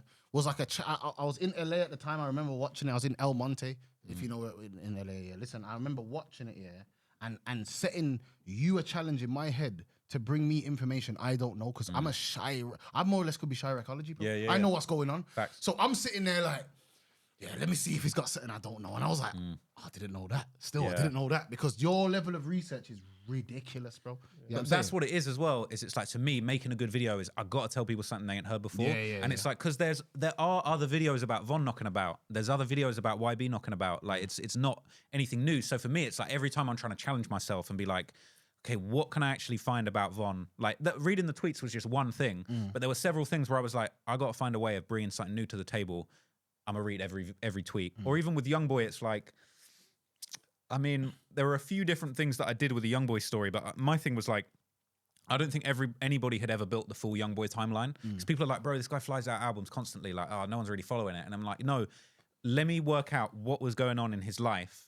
Every time he drops an album, where was he at in life? Because people are just like, oh, it's just a pile of music. Who gives a shit? But it's like, no, every one of those albums tells a story. Every one of those albums, he's fighting this case when this album came out. He's dealing with these problems. He lost, his manager got killed when this album came out. So it's like, again, it's a different approach, but it's like, I'm trying to find stuff either people haven't heard before or like put the story across in a way people haven't appreciated. And I feel like the Youngboy, when I finished it, I was really proud of just how I felt. I felt like, yo, nobody's actually put Youngboy's story.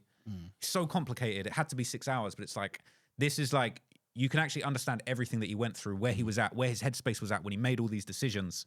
And like, just trying to show people something they ain't heard before. But I really appreciate those like kind words, guys, man. Like, it means a lot to me. I feel like the USP of the King Von one was like the tweet lineup thing. I feel like that's what everyone talks about. Like, bruv, when they explain the documentary, they'll be like, oh, my man tweeted this and then killed someone this time and boom, boom. Like, I feel like that breakdown was like ridiculously sick. And it was something that like, you couldn't just find the research. You had to literally do that yourself, timeline it yourself. So I reckon that's what makes you a cut above the rest, you get what I'm trying to say. But wait there, question number 2.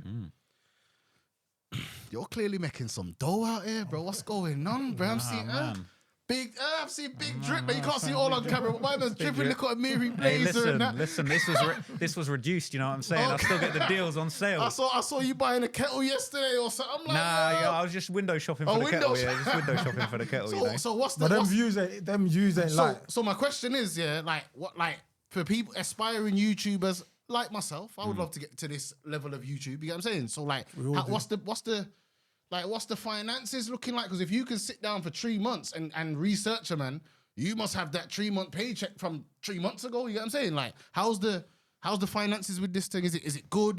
Would you like it to be better? Like, well, you know, that's a bit of a mad question, you know? You know what English people are like, got to stay modest and all that. But I would say, the thing is, I invest a lot of money back into my content. So right now I've got a team of 4 full-time people that work for me. Got 2 researchers, 2 editors full-time, and we got a few extra freelance editors that work alongside it. His payroll's a couple of bags a month already. Yeah. More than a couple bags a month for sure, bro. These guys are there, you know what I'm saying? Okay, so he's hiring... They're paid properly. Trying proper people. But, you know, the thing is, I've been doing this full time since like 2019. Honestly, I'm just super grateful to even be in a position to be doing this as my job full time. Like, sometimes people ask me, they'll be like, oh, is that your full-time thing though? And I'm just like, bro, yes, of course it is. Like, it's a proper operation, you know. I got when four, they look at four the small-minded people, like when I'm looking at it, it's a big thing. Well, that's the thing. It's like YouTube's such a weird one because you've got some people that are making no money with loads of views for whatever reason. People get demonetized or certain content doesn't pay as well as others. And then you've got other people that are kind of flying under the radar, making a lot of money. So you could be anywhere in that spectrum when it comes to making money on YouTube. You know, I'm really not like a flashy guy. Like I invest a lot of my money back into my content, like into my team. I live a pretty modest life, to be honest with you. You know, it's probably a little Amiri here and there for a special occasion like this.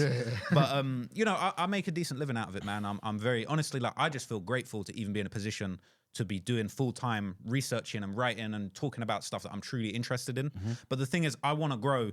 I'm trying to invest more money into the business. Like, I ain't going to front, like, every month I'm in the green. Like, there's months where I make losses. Like, the Youngboy video took 3 months to make.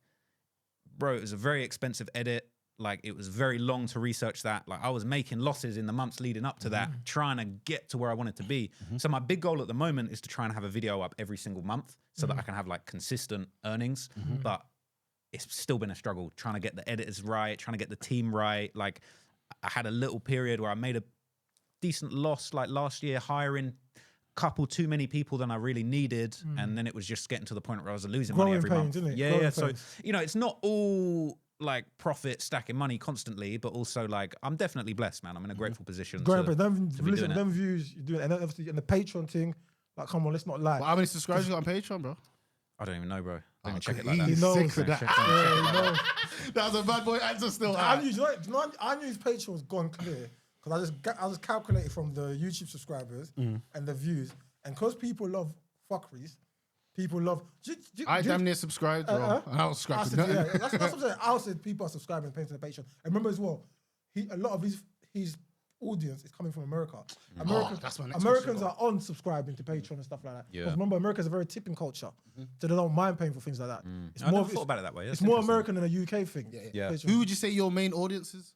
Oh, America. My audience is massive in America. I'm small in the UK. The maddest thing, I probably got 9% of my audience is UK. 9%. So I don't really get love in the UK like But that. you know Man. what's It's mad? crazy. Do you know what's mad? I was thinking this about the UK thing, right? So, because I watched the North London thing you did. Oh yeah, sick. Did any of them hit you up from North London? Anyone from? It was a T on the heady one thing, isn't it? I'm not going to say who, but a couple of people in a positive way were like, kind of rated what you did with it. I'd interviewed Bando, Double L's, and After Abra it? before. Actually, before I did it, because I did a video on Heady way back in Yeah, like yeah, 2019. I think I watched that as well. No one really cottoned onto that one. It was too early. And then when I met Abra, he actually said, he was like, oh, I saw your Heady one, I rated it. And then I did that with them. And then sort of a few months went by, I stopped doing the interview thing. And I was just like, bro, I got to do the OFB N9 beef. It's like major. Heady was going crazy. Tion was going crazy at the time. So I covered that. I didn't get anything negative off the back of that. Couple people involved hit me and were like, we rate it. But What about the Zone 2 one? Zone 2 one was a bit of a different story. A couple of people weren't feeling that one. Beckham use. Couple of the shooters Beckham posted me don't- on a few places. Beckham was- they don't like that. But listen, what I was thinking, yeah, because I'm looking at the views, and you said most of your audience is coming from America. I actually think, obviously, if the man that don't want to do this, I get it, especially if he's hot. But the man that with a closed case, if you don't want to do the music thing, I actually think you're kind of busting their audience on a global scale. You know, bro. That's why I thought Tay Savage. Because paid or not paid. Or I thought it was getting to the point where either man are paying or man are super helping with it, because it's like it's just it's promo, fam. if I'm a UK rapper and unfortunately I'm stuck in jail now, Bro, if I'm Fredo, I'm phoning my man. Yo, I need a story. Here's a couple change. You'd be surprised though. Certain people don't want me talking about them, and it's a bit. Yeah, no, but I wouldn't. I'm talking about the man that the case is done. I'm Yeah. talking about the man that's on road. I'm talking about the case is done. You're in jail. You're looking at big numbers, but you want to continue a rap.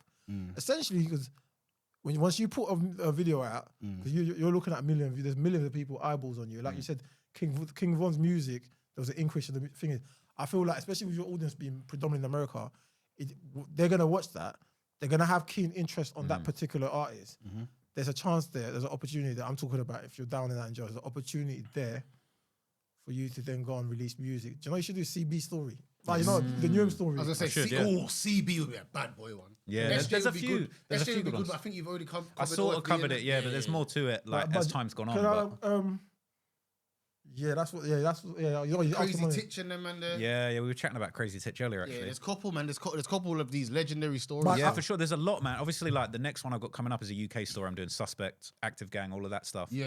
Which is my most requested UK story, and I went hard, did 4.5 hours on that, which I think really is going to appeal to Americans, because I don't think Suspect really got across to the Americans, but I think people are going to rate it because he's got that real drill type beats. He's got the real demonic style that a lot of the Americans and Chicago people love, but like he ain't really got that push over there yet. So I'm hoping it's positive, but also like, you know, he's doing life right now. If I'm in his team now, I'm just dropping. I'm getting rid. I'm dropping music. But yeah, it's mad that you're anyway. It's about 9% of your audience is the UK. Even when I did like the Moscow or the N9 OFB thing, that's probably gets up to like 25% UK, but it's still mostly Americans checking it out. That's crazy. You're bossing them, man. Yeah, man, it's crazy. But that's the maddest thing is like, obviously I'm quite big in the US. My audience is kind of small.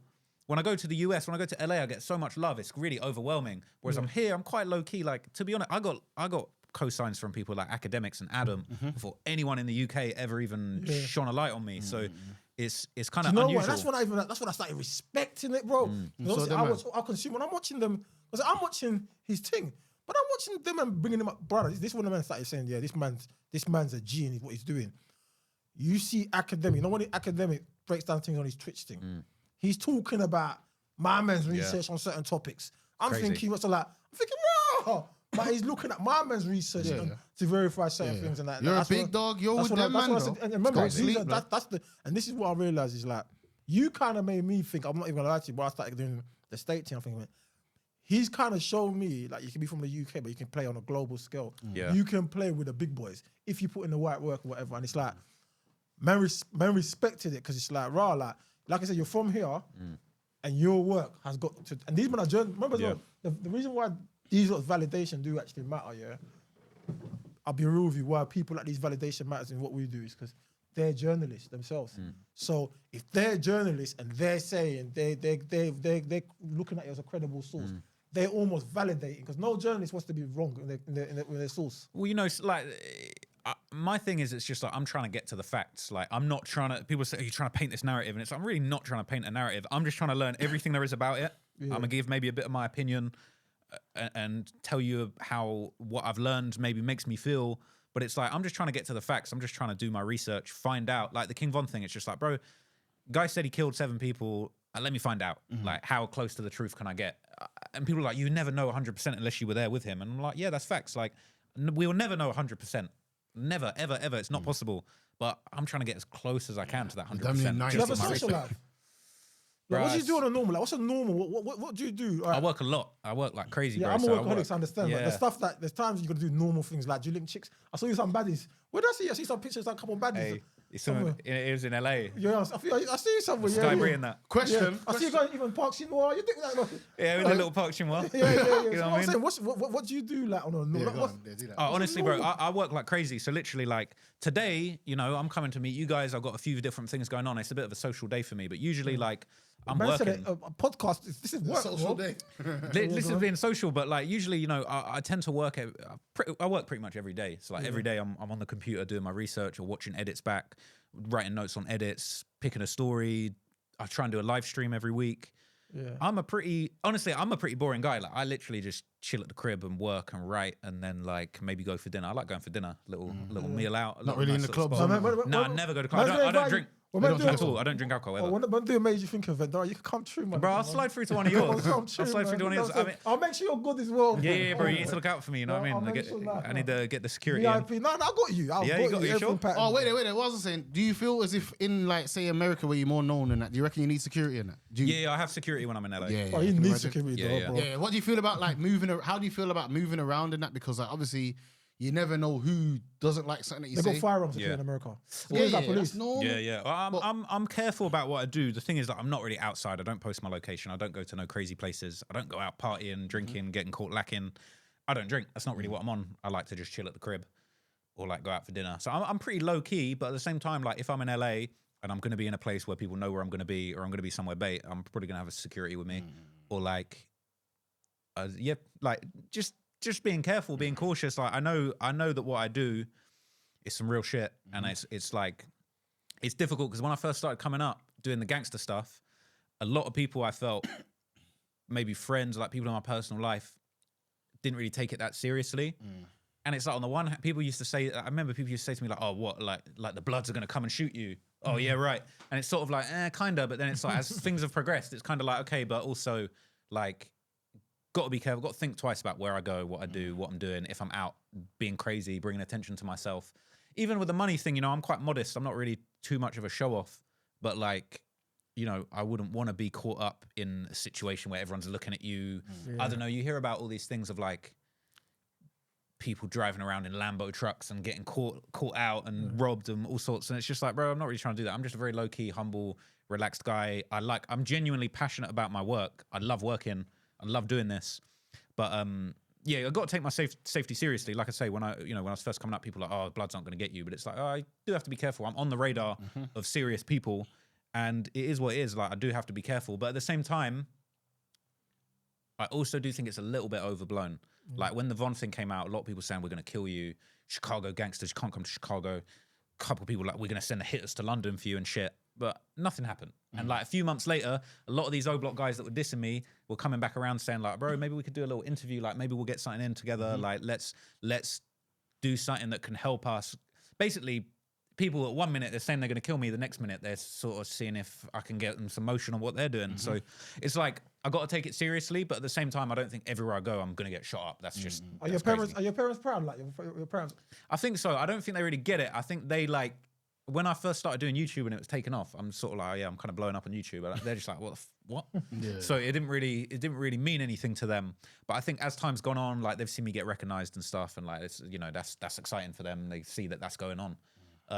So I think they're proud. But you know, my brothers were mad into hip hop. My parents weren't hip hop heads or anything. Right, like that. How did your So- brothers feel? Yeah, how did your brothers feel? Yeah, I think they're proud. Again, I feel like they think it's weird as well because it's just like my brother said to me before. He's like, "Oh, people text me saying like this you on YouTube looks just like you," and they're like, "Yeah, it's my brother." But I think they're proud. I think they support it. But again, it's like some weird.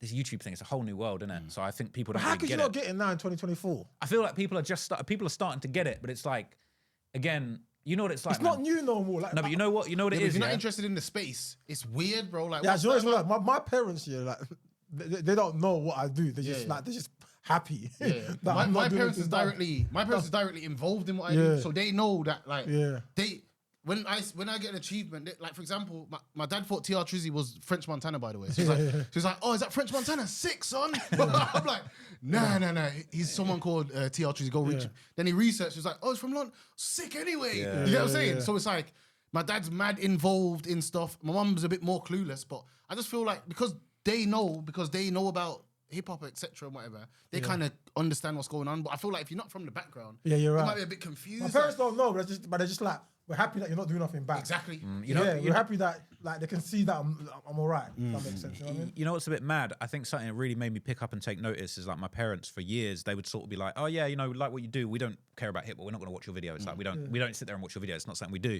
And then I did the video on the gang war in Jacksonville with the whole Young and Ace, Who I Smoke thing. And I just really remember like my mum hit me up and she was like, oh, I watched me and dad watched all of the Jacksonville thing. It was crazy. And it was one of the first times that I was like, man, that video, the way I've done it, it appeals beyond hip hop. This gang war in Florida, and they're smoking on each other, and they're making videos and going to each other's hoods. I'd made it simple enough that like my mum could get it, and she could appreciate what was going on. She didn't need to know all of Young and Ace's music to get it, to realize what I was talking about was important, and that I was shining a light on this situation that's really going on. And it's about music, but it's also, it's more than music. It's crime, it's drama, it's like real shit going on. They understand YouTube views, surely though. Yeah, they get that, but it's just kind of like the numbers alone should tell them that role. Something's going I think on. they rate it. I think like you say, I think they're just happy that I'm doing something. I'm having some success, and I'm sustaining myself. But like that really made me pick up and take note. And I think I really changed my content around that time when I really tried to make. Because when I started, I was making content for hip hop fans. Like, you're into hip hop, I'm gonna do hip hop stories that you're gonna like. And I used to have a lot more jokes, and they were jokes for hip hop fans. I'd make jokes about rappers of like, this rapper's trash, or I this used to do rapper's blonde good. hair and all that, innit? And I had all the dyed blonde hair, the crazy You hair. used to do ads for rappers, innit? Yeah. I used to Rapping, do innit? that, rapping the ads. Yeah, I still sometimes do that. It's no. I can't remember what one you done. That's Louis Theroux. Oh yeah, okay. That one's cold though. But no, what I was gonna say was like after that Jacksonville thing, my mum had watched it. It made me realize like I need to make my videos for everybody so that I can explain literally with that Jacksonville video. I literally explain what is Jacksonville, like where's Jacksonville in Florida, what is this place, what relevance does it have, so that you didn't need to know anything going into it. Same with the Youngboy thing. It's like you don't need to know anything about Youngboy to enjoy that video, because I'm gonna explain to you who he is, where he's from, who his parents are, why he's in the situations he is, like what happened in the city before he was even there to cause all this drama. So it's like I'm trying to make content that you haven't got to be a rap fan to enjoy. And I feel like that's when I feel like the numbers went to the next level for me. Okay. And I started getting the millions of views because I was making content that everybody could get. Yeah. Even though it's hip hop, it's like I'm breaking it down to such a minute level. It's like, I'm not gonna lie, there's a few nuggets you've gave me today. I can't even lie. yeah, man. That's Like, just even to apply into my own principle. Like, it's all stuff I've just learnt, trial and error, messing around. But I mean, that's an important one of just like making it accessible, because it's like a lot of people don't know who Youngboy is, and it's like I need to break it down to the point. Like, do you even heard of Baton Rouge? Like, this is Baton Rouge. Here it is on a map. Like, you don't know. I'm assuming that you know nothing about any of it. Like, sometimes people get on my case and they'll be like, oh, bro just says a bunch of stuff that everybody knows. Like, he's going to spend 20 minutes explaining like where Baton Rouge is. And it's like, yeah, but that's for the like 95% of people that don't know. Are you not worried that then you're alienating the people that do know out? Because they all still matter. If you're 20 minutes going explaining what Baton Rouge is. Well, the thing is, though, it's like the percentage is so smaller than people. Okay. I don't think it matters, bro. But I think those people, they'll put up with 5 minutes worth of hearing shit that they already know. Because in 20 minutes, I'm going to tell them something they didn't know either. So it's like I'm doing the groundwork to explain from scratch who Youngboy is. And if you already knew who Youngboy is, you could skip the first 10 minutes, or you could just take it in and be like, I know all this. But then once we're 15, 20 minutes in, I'm going to start telling you stuff you didn't know about him. And you're going to be in the same place as the person that knew nothing 20 minutes ago, even if you've been a Youngboy fan your whole life. But you might not have known about his uncle, his dad catching a case, his mum being estranged from his life, his grandmother who raised him and his grandmother died and it fucked him up. Like, you might not have known any of that, but it's like, I'm going to get you to the point where you're in the same space as the person that knows nothing. Like, my mum might check out the video. You might know all about Young and Ace, but 30 minutes in, you're both going to be on the same level, learning the same info. Sick. But yeah, making stuff accessible. I feel like that's definitely a big message I would give to content creators. Even if you're in a niche, like I'm in a niche, drill, gangster rap, music, but I'm making it accessible. I'm making it so that you can come here and learn about this rather than, oh, if you don't know about this, you can't be in the club. Like, this is the gangster rap, this is the drill music club. And if you don't know everything that's going on, like, you're not part of this. It's like making it accessible for everyone. Like, you might just have heard you might have seen King Von get killed on the news and you don't know anything about him. You can check out my video and learn the whole story.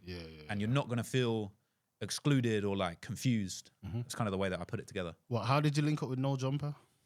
Man, it's a crazy story. So literally way back, like I'm talking like when I did maybe my first 4 or 5 videos, I did that Frank Ocean video that went crazy. Lil House Phone, formerly of No Jumper, one of the sort of early cast members of No Jumper, seen it and hit me up and was just like, bro, I fuck with you. Like, seen your video and my recommended, you're fire. And then he popped up on one of the No Jumper shows telling Adam, he's like, you got to check out this guy, Traplo Ross. Have you seen him? And Adam's like, nah, I ain't seen that. And then like 3-4 weeks later, on the No Jumper show again, Adam's on there and he's like, oh, I finally checked out Traplo Ross. Like, it's fire. Love it.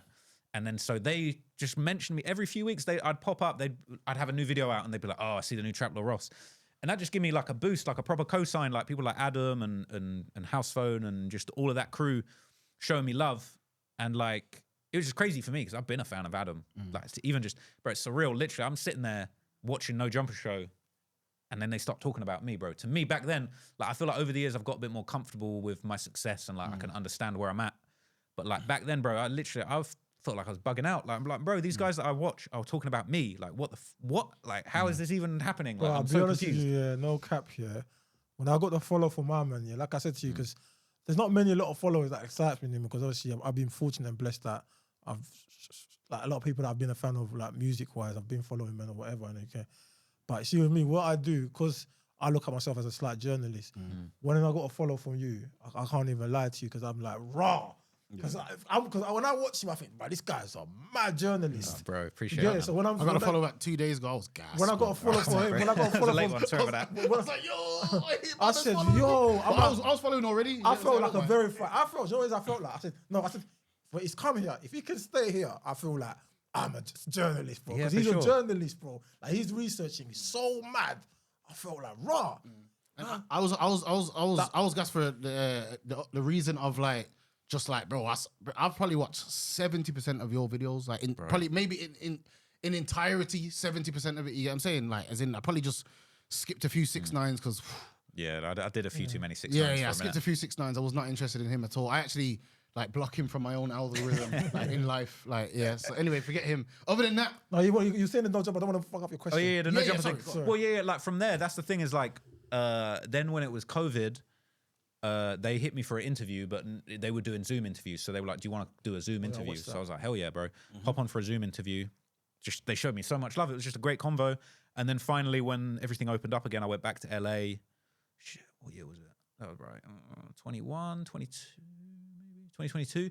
I went to LA in person and linked with them, and I was on a bunch of their shows because they got the main show, and I did an interview with Adam, and then they got a couple side shows, and I did Community with AD and a few other little pods. But they just showed me so much love, bro. And I felt very at home, like, with them. And, like, Adam's a really good friend of mine. Like, we talk a lot. He gives me a lot of advice. Like, he's become, like, a mentor, helps me kind of navigate the YouTube thing a little bit. It's crazy. that's ridiculous. And then he's Reggie, that's a flex. Yeah, bro, he's the guy. You chat to oh yeah, go on. When you finish Adam, I want to know how you linked up Akademiks. I knew he was gonna say Like, Akademiks. Oh, yeah, we'll get to that. No, but, like, Adam invited me to his birthday party, like, a few months back. And I was literally, like I was saying, like, I don't really get out much. Like, I'd just chill at the crib, work a lot. So Adam was like, do you want to come to my birthday party? And I was like, oh, you know, it's LA, I can't really go. And I told a mate of mine, and he was like, bro, you need to book a flight and go to Adam's party. That's going to be lit. So I went out there, bro, and it's just crazy. It was like, you know, I'd met Adam before, but it was they just showed me so much love. It was just crazy to me because, like I say, I'm in the UK. I don't have a big following here. I went to Adam's party, bro. Everyone knew who I was. It was crazy. It was overwhelming. Like, people that I watch are coming up to me, and just it was just crazy, bro. So yeah, mad love for them, man. But like Adam, he's just a good guy, you know. And people always try and count Adam out and be like, oh, he's done. It's over for Adam. But bro, Adam always comes back. He's Bro. always Adam always comes comes back out on swinging top, bro. every time. Always. If he invited you to plug talk, you going? Yeah, of course, bro. You got? Of course, bro. Come on, you're dumb. You really got it, Bro, I don't think that's happening, but bro, of course, if I got the back call, I don't think I'm gonna bring in the numbers. You know what I mean? We have to do a 4.5 hour plug talk. It's not gonna feel too good after that. I hear that still. So how do you link with Ak? Yeah, Ak, man. Bro, I'm trying to think how it happened. How did I link with Ak in the very, very first place? I seen Ak. Man, wait. Let me try and think exactly how I linked up with Ak. I think I seen Ak react to one of my videos early. Maybe it was the Jacksonville video. Maybe it was a little before. I think I did a video. It's funny because I think one of my first interactions with Ak was like really negative. I did a video, I think, on like Lil Durk. There's this other video that went viral called The Curse of Lil Durk. Yeah, it was basically about 30 of Durk's friends died. And it was all about all these people. But it was just a video of just all the names. And then I did a video where I basically broke down. I was like, well, who are all these people? This curse on Lil Durk. Like, who are all these people? And actually told each individual story of like, okay, this person, this is what happened to them, this person, that person. But Ak did a reaction to that video. But then I got a copyright claim on the original video from Ak's reaction. So he had done this, like, it's a whole automated thing. But anyway, I was like, oh, bro, this is peak. Like, I was not earning any money from my video. And everyone was saying, oh, Ak's reacting to your video. But then Ak was taking all the money from my original video. So it was a bit screwed up. So I was messaging people. I think I hit Adam up. I hit a few other people. I was like, bro, I need to get in touch with Akademiks. Like, got a bit of a situation with him claiming my video. And then in the end, he got back in touch and was like, yeah, I sorted it out. Released the claim and all that stuff. So it was all good. But then from there, he just was showing me love, you know, reacting to a few of my videos. Like, I would drop stuff and he would react to it on a stream. And like, you know, he wouldn't copyright claim me again after that. Like, he whitelisted my channel. And then we just went back and forth a few times. Like, I wanted to try and link up with him. We just had a few conversations. And then I ended up linking up with him in Miami. What year was it? End of 2022. We did a podcast. It's so crazy. I did a podcast with Akademiks and Lil Boom. I don't know if you know Lil Boom. Yeah. Oh God, Little Boom. Bro, I had no idea. I had no idea about Lil Boom. Wait, so you was chilling with Little Boom? I was chilling with Lil Boom and that crazy girl, I don't know if it's ex or current, that girl, that Akademiks drama. She was there. Yeah, she was there. She was there. So what's her name? I didn't have an issue with her, but like she was there. But anyway, we linked up in person, did that pod. Shay Glizzy. Shay Glizzy. Did you go for any groceries with Little Boom? Did you go shopping with him? Nah, hell no, bro. No Walmart, no Target with Little Boom, bro. No Fuck Target that. Hell with no. Little Boom. Hell no, bro. Not trying to have that. But I used to like Little Boom though, man. I did too, bro. That's the crazy thing. I thought his commentary was all right, man. We were locked in. Like, after I met him then, and I didn't realize at the time, I was like, oh, he's the guy that did that Fuck Steph Curry song. Oh, I and didn't like know it that all added up. And then, bro, the scandal recently, bro, I might have to, you know what I'm saying? That's terrible. Can't chill with Lil Boom now. That's what it is, bro. But yeah, we did that in person. And then what else happened with Ak? Then we did the live show. He basically just said loads of people were commenting saying, yo, link with Trap Law Ross. And they were like, bro, do you want to come and do the press conference? Like, bring Ak and Castillo out at the show. I was like, hell yeah. I'd met him in Miami and done the recording with him, but he'd never been to the UK. I'd never met Castillo. And it was just lit. They just showed me so much love. But Ak's always been a big supporter of me, man. Like, Adam was, you know, House Phone and Adam were the first people to ever really in America to show me love. But then Ak, like, he's always promoting me. He's always talking about me in a really positive way and saying, like, I'm like the new generation of people coming through. And like, he's just shown me so much love, bro. So I respect him. Like I said, it's like hustler respect the hustler. Hustler will recognize the hustler, and real recognize real. A journalist, like these men are researchers essentially. If you strip it down to what it is, they're fans of their cultures and they're mad researchers to do what Akademiks does, to do Adam 22 does, do what you do. So I feel like when you're in it, game recognizes game, innit? You get what I'm saying? Like I said, we look beneath the surface of what's really good. Like I said, when I'm giving you compliment, it's coming from a place, me understanding like raw. Even before you breaking down your process, it's just me just seeing it and thinking, right, there's a lot of work going on here. And I feel like someone like in Akademiks position, someone like Adam 22, essentially, if you strip it down to the bare thing, is they are hip-hop fans. And they are journalists as well. And when they're watching your stuff, they respect it. You feel me? Yeah, man. You know, it's crazy for me because I came up watching Adam and Ak, and like, bro, it blew my mind. Have you linked with Vlad yet? Sorry, go on. I haven't linked with Vlad. I have chatted to him a little bit. We had a few messages back and forth. Obviously, Vlad's another person I look up to. We were talking about maybe me doing an interview, but I don't think I'm really there yet to do Vlad. I ain't got enough to talk about. Maybe I'll catch a few bodies and do Vlad. But no, like Vlad, I really respect. Charlemagne, I've never spoken to Charlemagne, but he's someone I really respect and look up to as well in the game. But like Akademiks and Adam, you know, they both get a lot of hate. I would always defend them. Like, you know, I think Akademiks, like, what he did for the culture to bring hip hop like online and bring hip hop news on social media. He was the first one on like other than Shade Room in terms of hip hop. Sorry, Shade Room do like female gossip and that. Academic was the one that bring it because remember it was World Star. Yeah, we used to go on World Star. Academic changed the format. And even he helping. used to do the YouTube thing. Check it out, Academics. Yeah. And then he moved it to Instagram. Yeah. He's a G, Even him helping the whole Chicago thing as well. All like giving names to people and all that. That's the thing. Like a lot of people hate on that. And he's involved to And streaming. then, He involves a lot, you know. what I didn't like about what Little Reese was doing, Little Reese would say, "Oh, stop calling me these names and that," and then goes get the Grim Reaper tattooed, bro. But he's the one who called you the Grim Reaper, bro. Like the thing is, though, I think that there's like, I don't know. There's a thing that I think a lot of people do. Whereas it's like they just want to blame anybody other than the actual killers. It's like, bro, look, Academics, look at all the violence that he must have sparked. He stoked all the beef in Chicago. And it's like, bro, he was just reporting on it. Yeah, the way he reported it. Do you know why? He sparked a little bit, though. Do you know why? I don't know. Different? There's different when you're reporting superstars. It's like if you're the news, you're reporting superstars. They're superstars in the limelight. It's like, for example, if Shea Burrow posts a famous influencer with a blue tick on a date with somebody, she's in the limelight, she's chosen that life, right? But if they post like a private girl with 200 out just on a normal date and expose that, the normal girl can be like, "Rah, what are you doing?" Because I didn't. And in Academic, he's promoting normal steppers. That's the only thing. And then remember, he's also like making one side look like they're semi doing better. So he'd make Little Reese and them man there sound like they're wiping out JoJo and that. So JoJo and that needs to turn up against these men. So I feel like it was a bit. The thing is, I just don't think you can blame AK. Like it's like saying like, oh, the BBC News, they're just gassing up all the beef. Like it's their fault that Gaza and Israel are sliding on each other because the news keep reporting it. They're instigating. Like, bro, that's not. They're literally you're doing a reporting service. I just feel like it's so easy for Lil Reese to blame AK when you're turning up, shooting up your community. No. You know what I mean? And it's AK's fault. No, Why agree. did Academics do this? No, trust me. They're the main source of it, but I do reckon Warren Chirac specifically, I don't reckon he necessarily does it now, but Warren Chirac specifically was like, even though he was doing the little like, oh yeah, this shouldn't happen, boom, boom, but he kind of was on a little bit of a, oh yeah, this person just wiped out this person. Oh God, oh, Little Reese made a tweet, they died. But he was reacting to that the Chicago culture of we're gonna slide and smoke our ops and disrespect people nonstop. Like they started that culture, the Chicago drill rapper gangster community.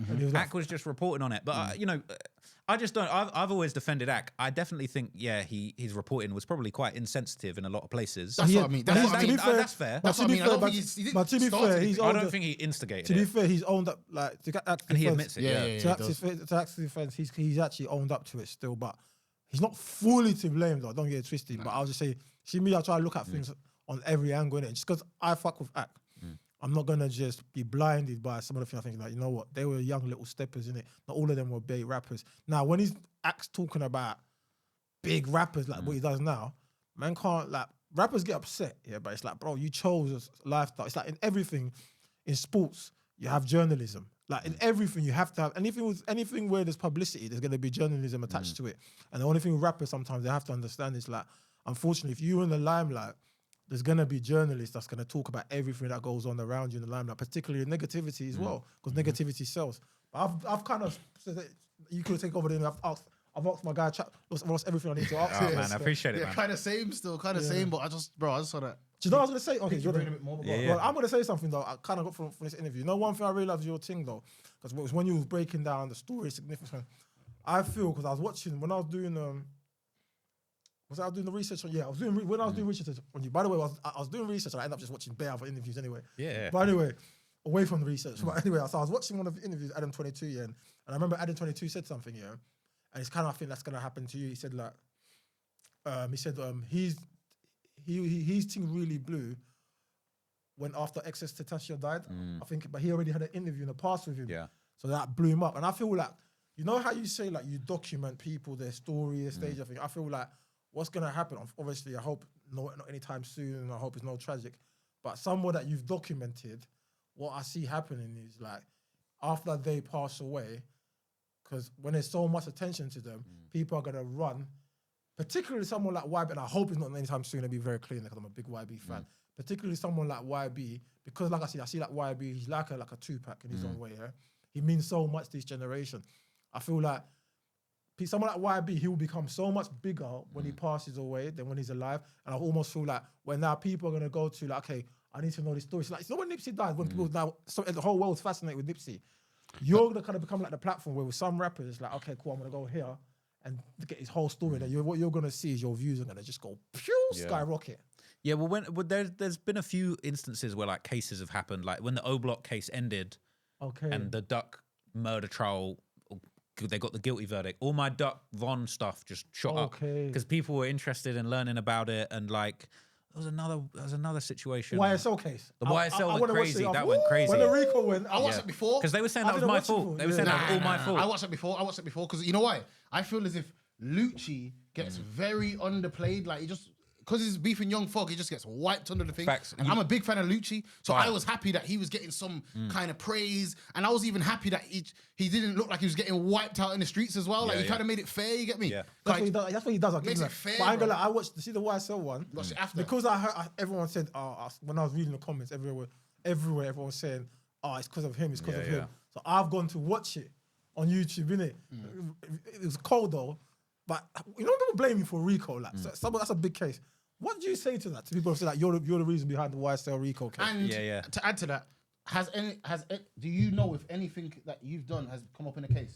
As far as I'm aware, nothing I ever done has come up in a case. But the thing about the Rico thing is interesting. I think it's so easy to be like, Trap Law Ross, you're the reason that people are catching Ricos. Yeah. But like, bro, what's really going on? I want people to understand this. It's not me putting the information out there and the police are being like, oh, we didn't have any leads until Trap Law Ross dropped a video and now we're going to lock Thug up. What's really going on is that I'm going through all the public information and I'm putting it together. I'm saying, look, this is what's out there. This is crazy.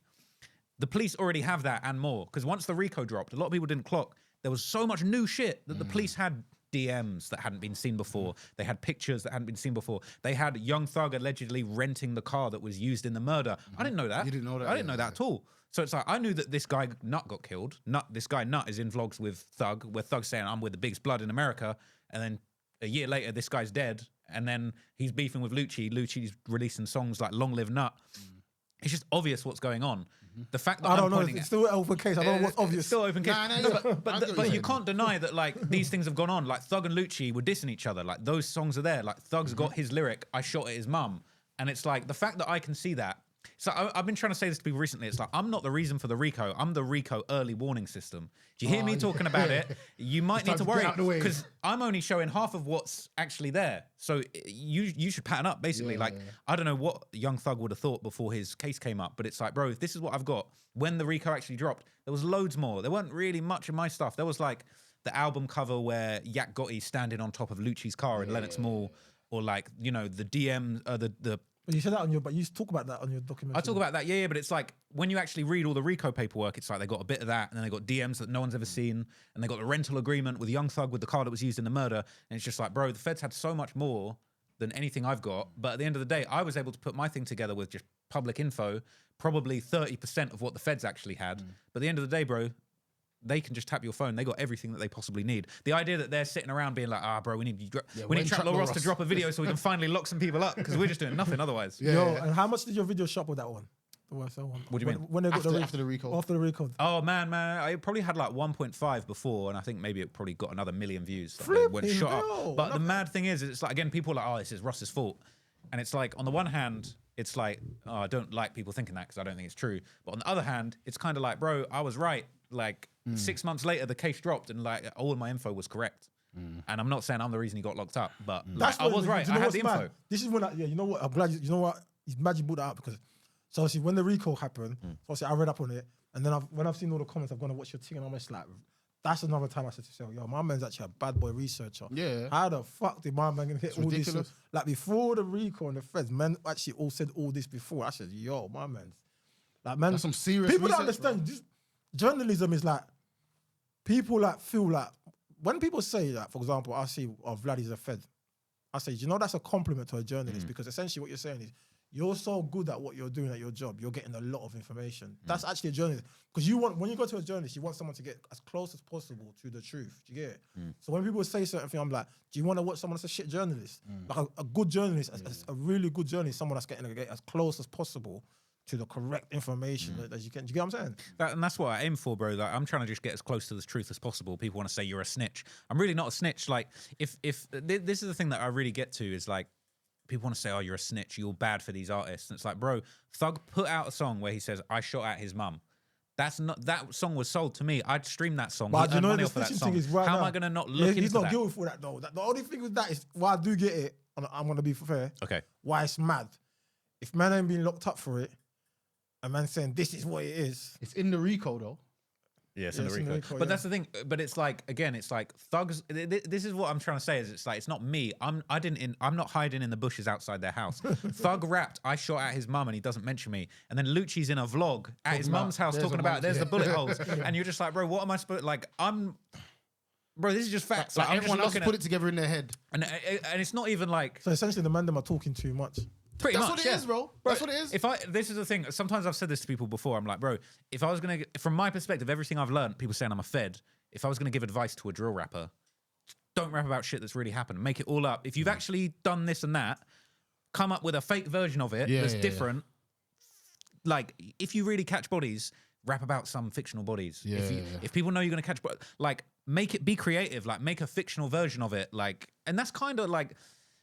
King Von did that in certain places, like some of it's in like Crazy Story. He's rapping about some fictional thing, but then it's like it's based on real stuff that happened. But it's like I would just say to rappers, man, like don't be posting it. Don't be I mean, even there's UK rappers and you can tell they're just doing too much. They're lucky chasing their ops, taking pics. There's Yeah. lucky UK rappers ain't got a Rico in it. Well, the thing is, it's like we don't have Ricos here, but at the same time, like, bro, We got just don't do. conspiracy. Just I would say, and this is my general positive message for the world. Like, don't do crime. Live an honest life. Don't even have to do a crime and then come up with something else to rap about. Just don't do crimes. Like, if your career is going well and you've become a rapper, literally stop doing crimes right now. But then what are you going to document then? Bro, I find next No, person. let me explain. Next person. No, but You know I've what I got was other gonna say? topics. Yeah, I was about to say, you know what? One of my favorite videos of yours was all the hip hop in San Andreas.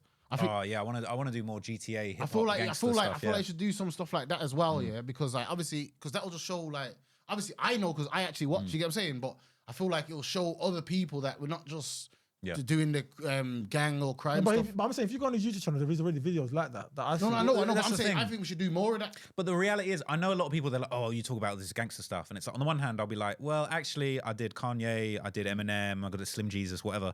But then on the other hand, it's like, bro, drill, gangster music is what's popping right now. Like, I'm giving you what you want to hear about at the end of the day. And it's like, I love to show people that I can do the other side of it. But also, it's like, bro, you want to hear about the bodies. That's what's going on. Like, you wanted to hit, when Von was popping, all we wanted to hear People about chat was Von. shit. Everyone ran to that Von documentary, bro. Like everybody. Bro, the views wouldn't be what it was if people had a problem with it. Bro. Yeah. And Let's at be the honest. same time, I don't think you can have them sort of views. I think now it's on like 10 mil. And it's like, I don't think you can get 10 mil people to watch something and everyone to be happy. There's always going to be a group of people that don't fuck with it. Bro, how long is the Von one?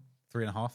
Imagine 10 million views on a 3.5 hours. Ridiculous, bro. Bro, when you see those numbers, I don't even bro, think it's heard do you know of. what 10 million is, bro? Like, Bro, I like, can't even comprehend Not it, heard bro. of. I can't. I look Can at it. you I name can't someone else comprehend that's it. done that? Or Bro, like, I never Do you would know have even. rappers on rap videos, yeah? Yeah, A that's lot of right. rappers now Facts. can't do 10 million, bro. Like, Especially on the song. keeping someone On a song. tuned in.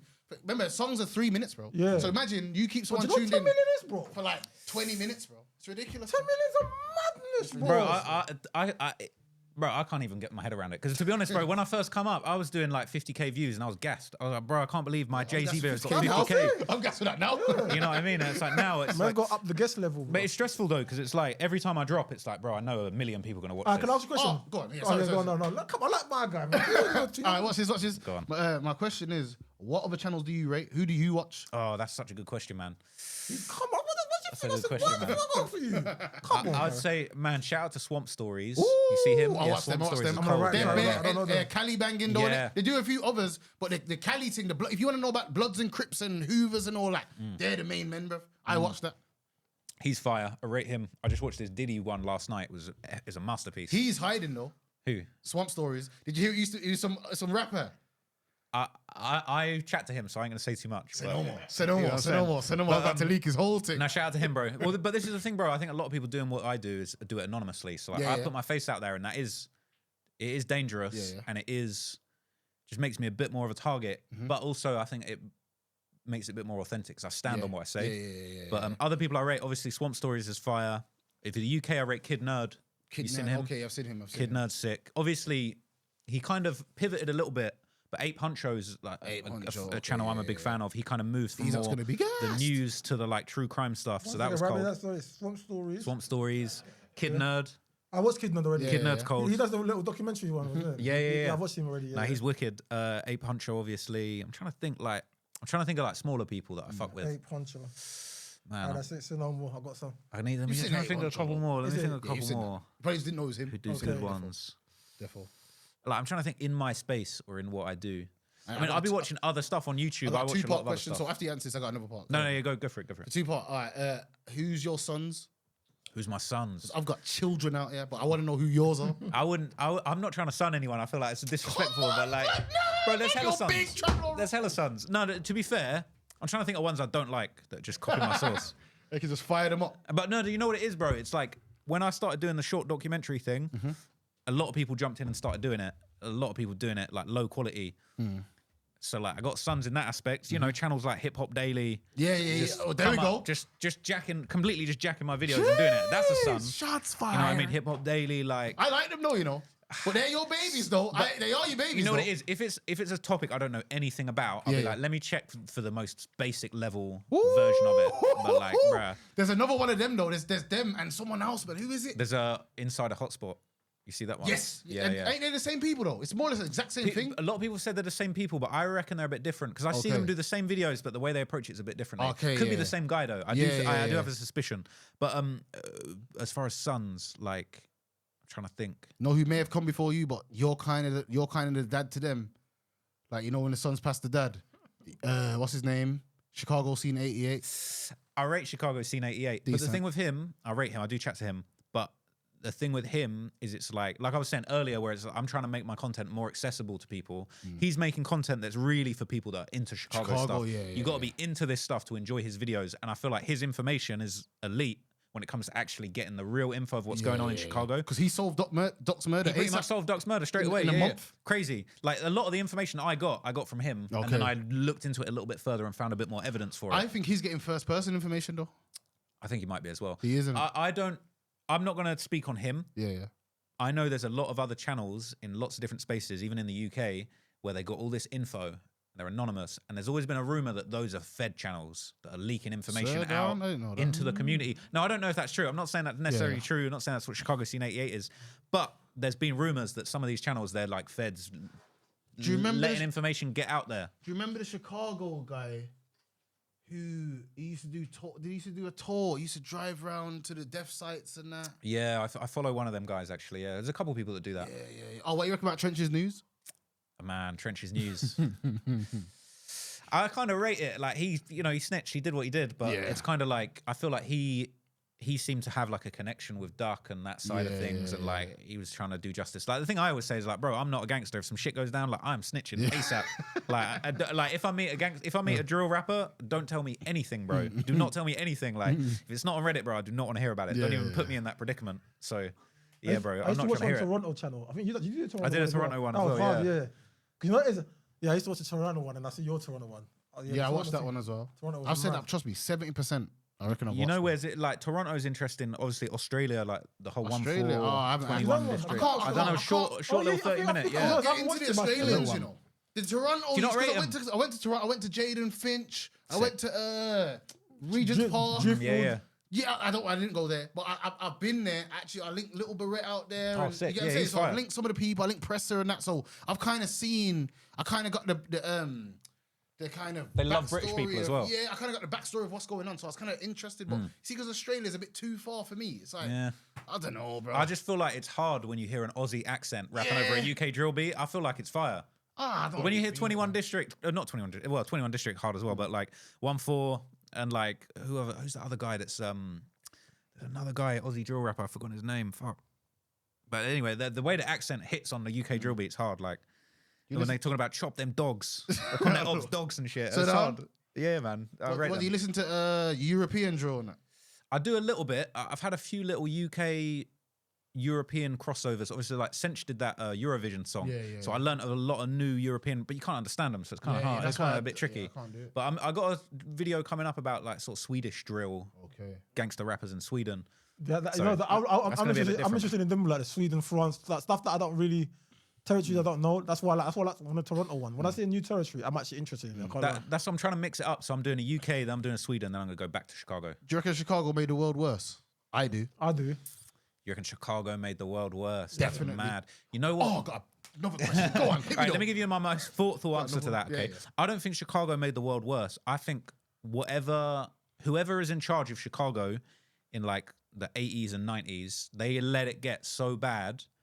And again, I don't want to turn this into a history lesson, but like a big part of it was like in the 80s, they had these big project buildings that a lot of the gangs, the BDs and the GDs control. Yeah, Calumet, all them sort of buildings, knocked them down, displaced all these gangsters, spread all these people all over the city so that all the GDs and BDs are all mixed up, starting these new sets and just going to war. And there was no leadership.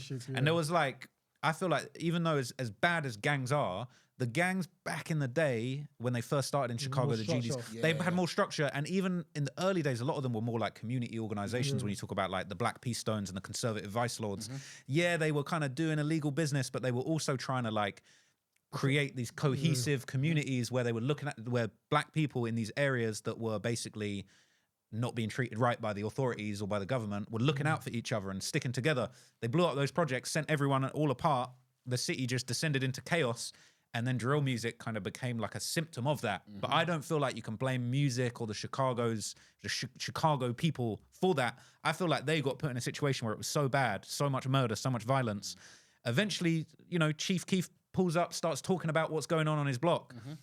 He's just providing a window into this messed up lifestyle that ultimately, like, I don't think any of them Chicago guys really want to be on the block getting shot at. Like, I don't, because I'm from a different background. Like, you know, I grew up in Bognor. It's not really dangerous. I would never try and claim that I'm some sort of gangster. I've got a lot of sympathy for a young guy. If you're born into O Block and you're from 11, you're ducking bullets, bro. That's not fair. That's not a fair hand you got dealt in life. So I feel like it's hard for me to blame Chicago or even the rappers where it's like a lot of these guys are victims of circumstance. But even if they didn't mean to do it, don't you reckon that they done it though? Is influence. Like, don't you think the influence ruined it then? The culture's gone everywhere because it's like now drill is in every city. Every city, nearly every major city has got a drill scene. And surely drill's not positive. So if you've spread this non-positive thing around the world... what he's saying is they were little kids though. They don't know what they're that's doing. I don't think they've done it on purpose. But I'm saying, not the question is, did they do this to ruin the world? The question is, did it ruin the world after they accidentally done this? But I think they did. The question is kind of like, you know, like when people say things like chicken or the egg, like what came first? And it's kind of like, yo, did these Chicago gangsters, did they make the world worse with this music? Or is this really just all these different areas, they've gotten so bad and then young people have just come up, they're making music as a way to get out of it. And it's not really their fault. Like, that's the way I see it, is it's more of a societal issue because it's like what you don't see like, I don't know, Chelsea drill. You know what is it, Chelsea in London? Yeah, like luxury drill. You don't see that. You know what I mean? And it's like it's in area. Okay, maybe that's a bad example. Not but I'm in the upmarket, not hood, like luxury. Even the ones that's area. upmarket, they are pretending to be hood. Then, because I was about to say, Yeah, because that's there's not a youth bad that's not on nothing. That's join the drill culture. And just pretending. You get what I'm saying? But you don't see that whole Chelsea youths, like you don't see gang of Chelsea. Yeah. You might see one Chelsea youth go and chill with the Fulham youths, for example. Maybe not Fulham, go and chill with I get what you mean. You know what I'm saying? Go chill with the badder youths and that. You know what I'm saying? I do think that Chicago drill influence has gone all around the world. Yeah, now you got it in London. Now you got it in Manchester. Now you got it in Sydney. You know, I was looking into like obviously these drill rappers in Sweden. You got guys in like Turkey. It's everywhere. Yeah. So it's like it's definitely spread around the world. But I just feel like it's like, is it Chicago or was Chicago just the first place to get so bad that all the gangsters and people dealing with because it's like, bro, there's like, how many ways out of Chicago are there really? Like to actually get yourself out of them circumstances, like, you know, becoming a rapper and getting away from it. Not everyone can do that, but that's a route. Like a young guy coming out of Chicago now who's growing up, who's ducking bullets, making music is a route out. That's what. There's at least one route. At least you got that one route where you can get yourself out of that. I think there's more than one route though, fam. There definitely are. And the other route I feel like there is like your parents realize that all my days I'm ducking bullets and my children are ducking bullets. Yeah. So how about I just go to say the rent's £1,000 a month in O Block. Why don't I just go to somewhere else that's not ducking bullets and that same rent is £1,000? I totally agree. I totally agree. But the problem with that is it's like you're dealing with. Not everybody, like, that's like a good example. Like, I've heard stories of people where it's like, you know, their mum moved. I'm trying to think. There was a rapper, I've forgotten their name, but they basically said. J-Mane moved? Yeah, J-Mane. But, like, what I'm trying to say is it's like, you got people who just don't have parents. Like, you know, in the Von story, it's like, I try and give Von a bit of credit where I say like, look, I'm saying this guy's a killer, but his dad got shot by a sniper when he was 11. That's going to fuck you up. You're learning about death and violence and murder at such a young age. I don't know what Von's mum her situation was, but clearly she wasn't in a position where she could just take him out of that danger. You know, not everyone's in that situation. So I have so much sympathy for the guys that end up in these situations, the killers and the people that get killed. Because it's like, bro, I don't think anybody really wants to be a killer. Even this culture that we got now in drill, and it's like, yeah, like the killers, like the gangsters, you've got some bodies, you're up. But like, realistically, bro, I don't think anybody wants a body on their conscience. I would never want to kill anyone. I wouldn't want to cause harm to somebody. If you got these guys that are being placed in these scenarios, like that guy, KTS Von, like KTS, kill to survive. Like that was his mantra. Like, I literally have to kill to survive. Alive, and then he ends up getting killed. And it's like, bro, it's like, it's hard, but like I try and put myself in them shoes and be like, bro, what was KTS Von? He had a big target, he had a target tattooed on his neck there, and killed to survive. And it's like, bro, what has to be going through your head to be there getting something like that done? And I have a lot of sympathy, but it is difficult. You know, it's I don't know what the solutions are. I would love to find a way to actually help with some of these things that are going on. I mean, I don't know if you've seen it, but like I've been doing like motivational talks in prisons recently to just try and like inspire these young guys to do something different and make content. I did Stanford Hill and I did Maidstone as well recently. When you go to the job, do they know you there? Yeah, it's crazy, bro. They know me. Yeah, definitely. They're all asking to see my King Von tattoo. I was like, how do you even know? I need to see that as well, by the way. You got a King Von tattoo? Yeah, Von tattoo. yeah, it's in that. Mad. We need to see it on the camera though, man. What's that? Who's done that? He's a good tattoo. However, though, wait there. Let me see this tattoo one second. I've got something about this tattoo I need to speak about, yeah. What tattoo is that? I need to moisturize, to be fair. Watch this though, yeah. You see the, what's it called, Jay? We can we remember to get that on camera? I know what you're going to say. Cool. Yeah. One second. You know what I'm going to say, innit? You know what I'm going to say. So I have to say it. Go on. We say that we're not under glorification of these people, etc., because they're doing bad things, etc., yeah? However, on that tattoo, we've got 7 bodies with it. Is it 7? Is it 7? 7? Let me see. I would never tattoo someone bodies them up. So what I'm saying is... people are going to have to count on their own. Alright, cool. Even if it's not 7, yeah, the fact is... It's 7. It's 7, exactly, it's 7. Of course it's 7. So so you're saying he got 7 bodies. You've put the picture of King Von and the 7 bodies around him. That's kind of glorification, bro, man. It is, man. So the thing is, right, I feel like the thing with the King Von tattoo, bro, there's a lot to it. This is me. King Von changed my life, basically. And it is what it is, bro. It's not about that's there because I love Von and I love the bodies he caught. Like, Von changed my life. Even when Von was alive and I was doing videos about him, I didn't speak to Von directly, but like, there was a situation where I'd made a first video about him and they were trying to take the channel down. I've had so many ups and downs with Von, and I'm a massive fan of his music. Like, when I got the tattoo done, I'd sat there and listened to all of his music. Like, I listened to the whole catalogue while I was getting the tattoo done. I'm a fan, like a fan. I listen to Von every day. I got so many Von songs on the playlist. I did a documentary about Von having 7 bodies that got 10 million views. It changed my life. So I wanted to get the tat. Why the bodies though? Like, you could have just got because it's part of the story though. That's the thing. It's part of the story. There's bare parts of his story, man. Yeah, but that's the main part. That is the main part. That is the main part. And let's not pretend that like when Von was about, people were interested in him just because he was handsome. They were interested in him because of the... He was handsome. He was handsome. You know what I'm saying? Grandson, handsome, all that stuff. But was that Durk lyric? Is that Durk lyric? What did he say? Even though he's handsome, he'll blam something. Yeah. No, he had a little look to him still, but pause on that anyway. No, for sure. Hear me though. So what I'm saying is, all right, then cool. I'm not glorifying it, but it's like it's part of my story. The fact that I basically did the video trying to explore whether he got the 7 bodies. It's a tattoo. It's not just about me. It's not just about Von. It's about me. The tattoo is kind of about me, my relationship with Von. The idea that like this was something that changed my life, and I wanted to get a tattoo. So I had a really shit tattoo before. It was and I got it covered over. And then I went back and forth with a tattoo artist about different things that meant a lot to me. And he basically gassed me up and was like, bro, what about King Von? Get a King Von tattoo. And I was just like, bro, let's do it. Yeah. But it's not trying to disrespect. You know, people were saying, oh, you got to get FBG Duck on the other leg now. Or something like that. But if you never resonated with him like that, you don't have to. I mean, Youngboy resonates with me a lot. So I consider getting a Youngboy tat. But I kind of got that. I needed to fix the bad tattoo that I had before. But it's not trying to be disrespectful. But the King Von and the 7 bodies, that is a part of my story. Yeah, so that's why I wanted to get it. Really no disrespect. But when I got it, I did know that it would get people talking. When you say it changed your life, obviously I know it's your biggest one. Like, in what sense? Because you was already quite successful. Because it took, you know what it was? To another level. Like you were saying, it's like it put me in that level with the Akademiks and the Adams. Like literally, bro, I woke up a couple days after dropping that documentary and it was, my whole life was different. Like people were looking at me differently.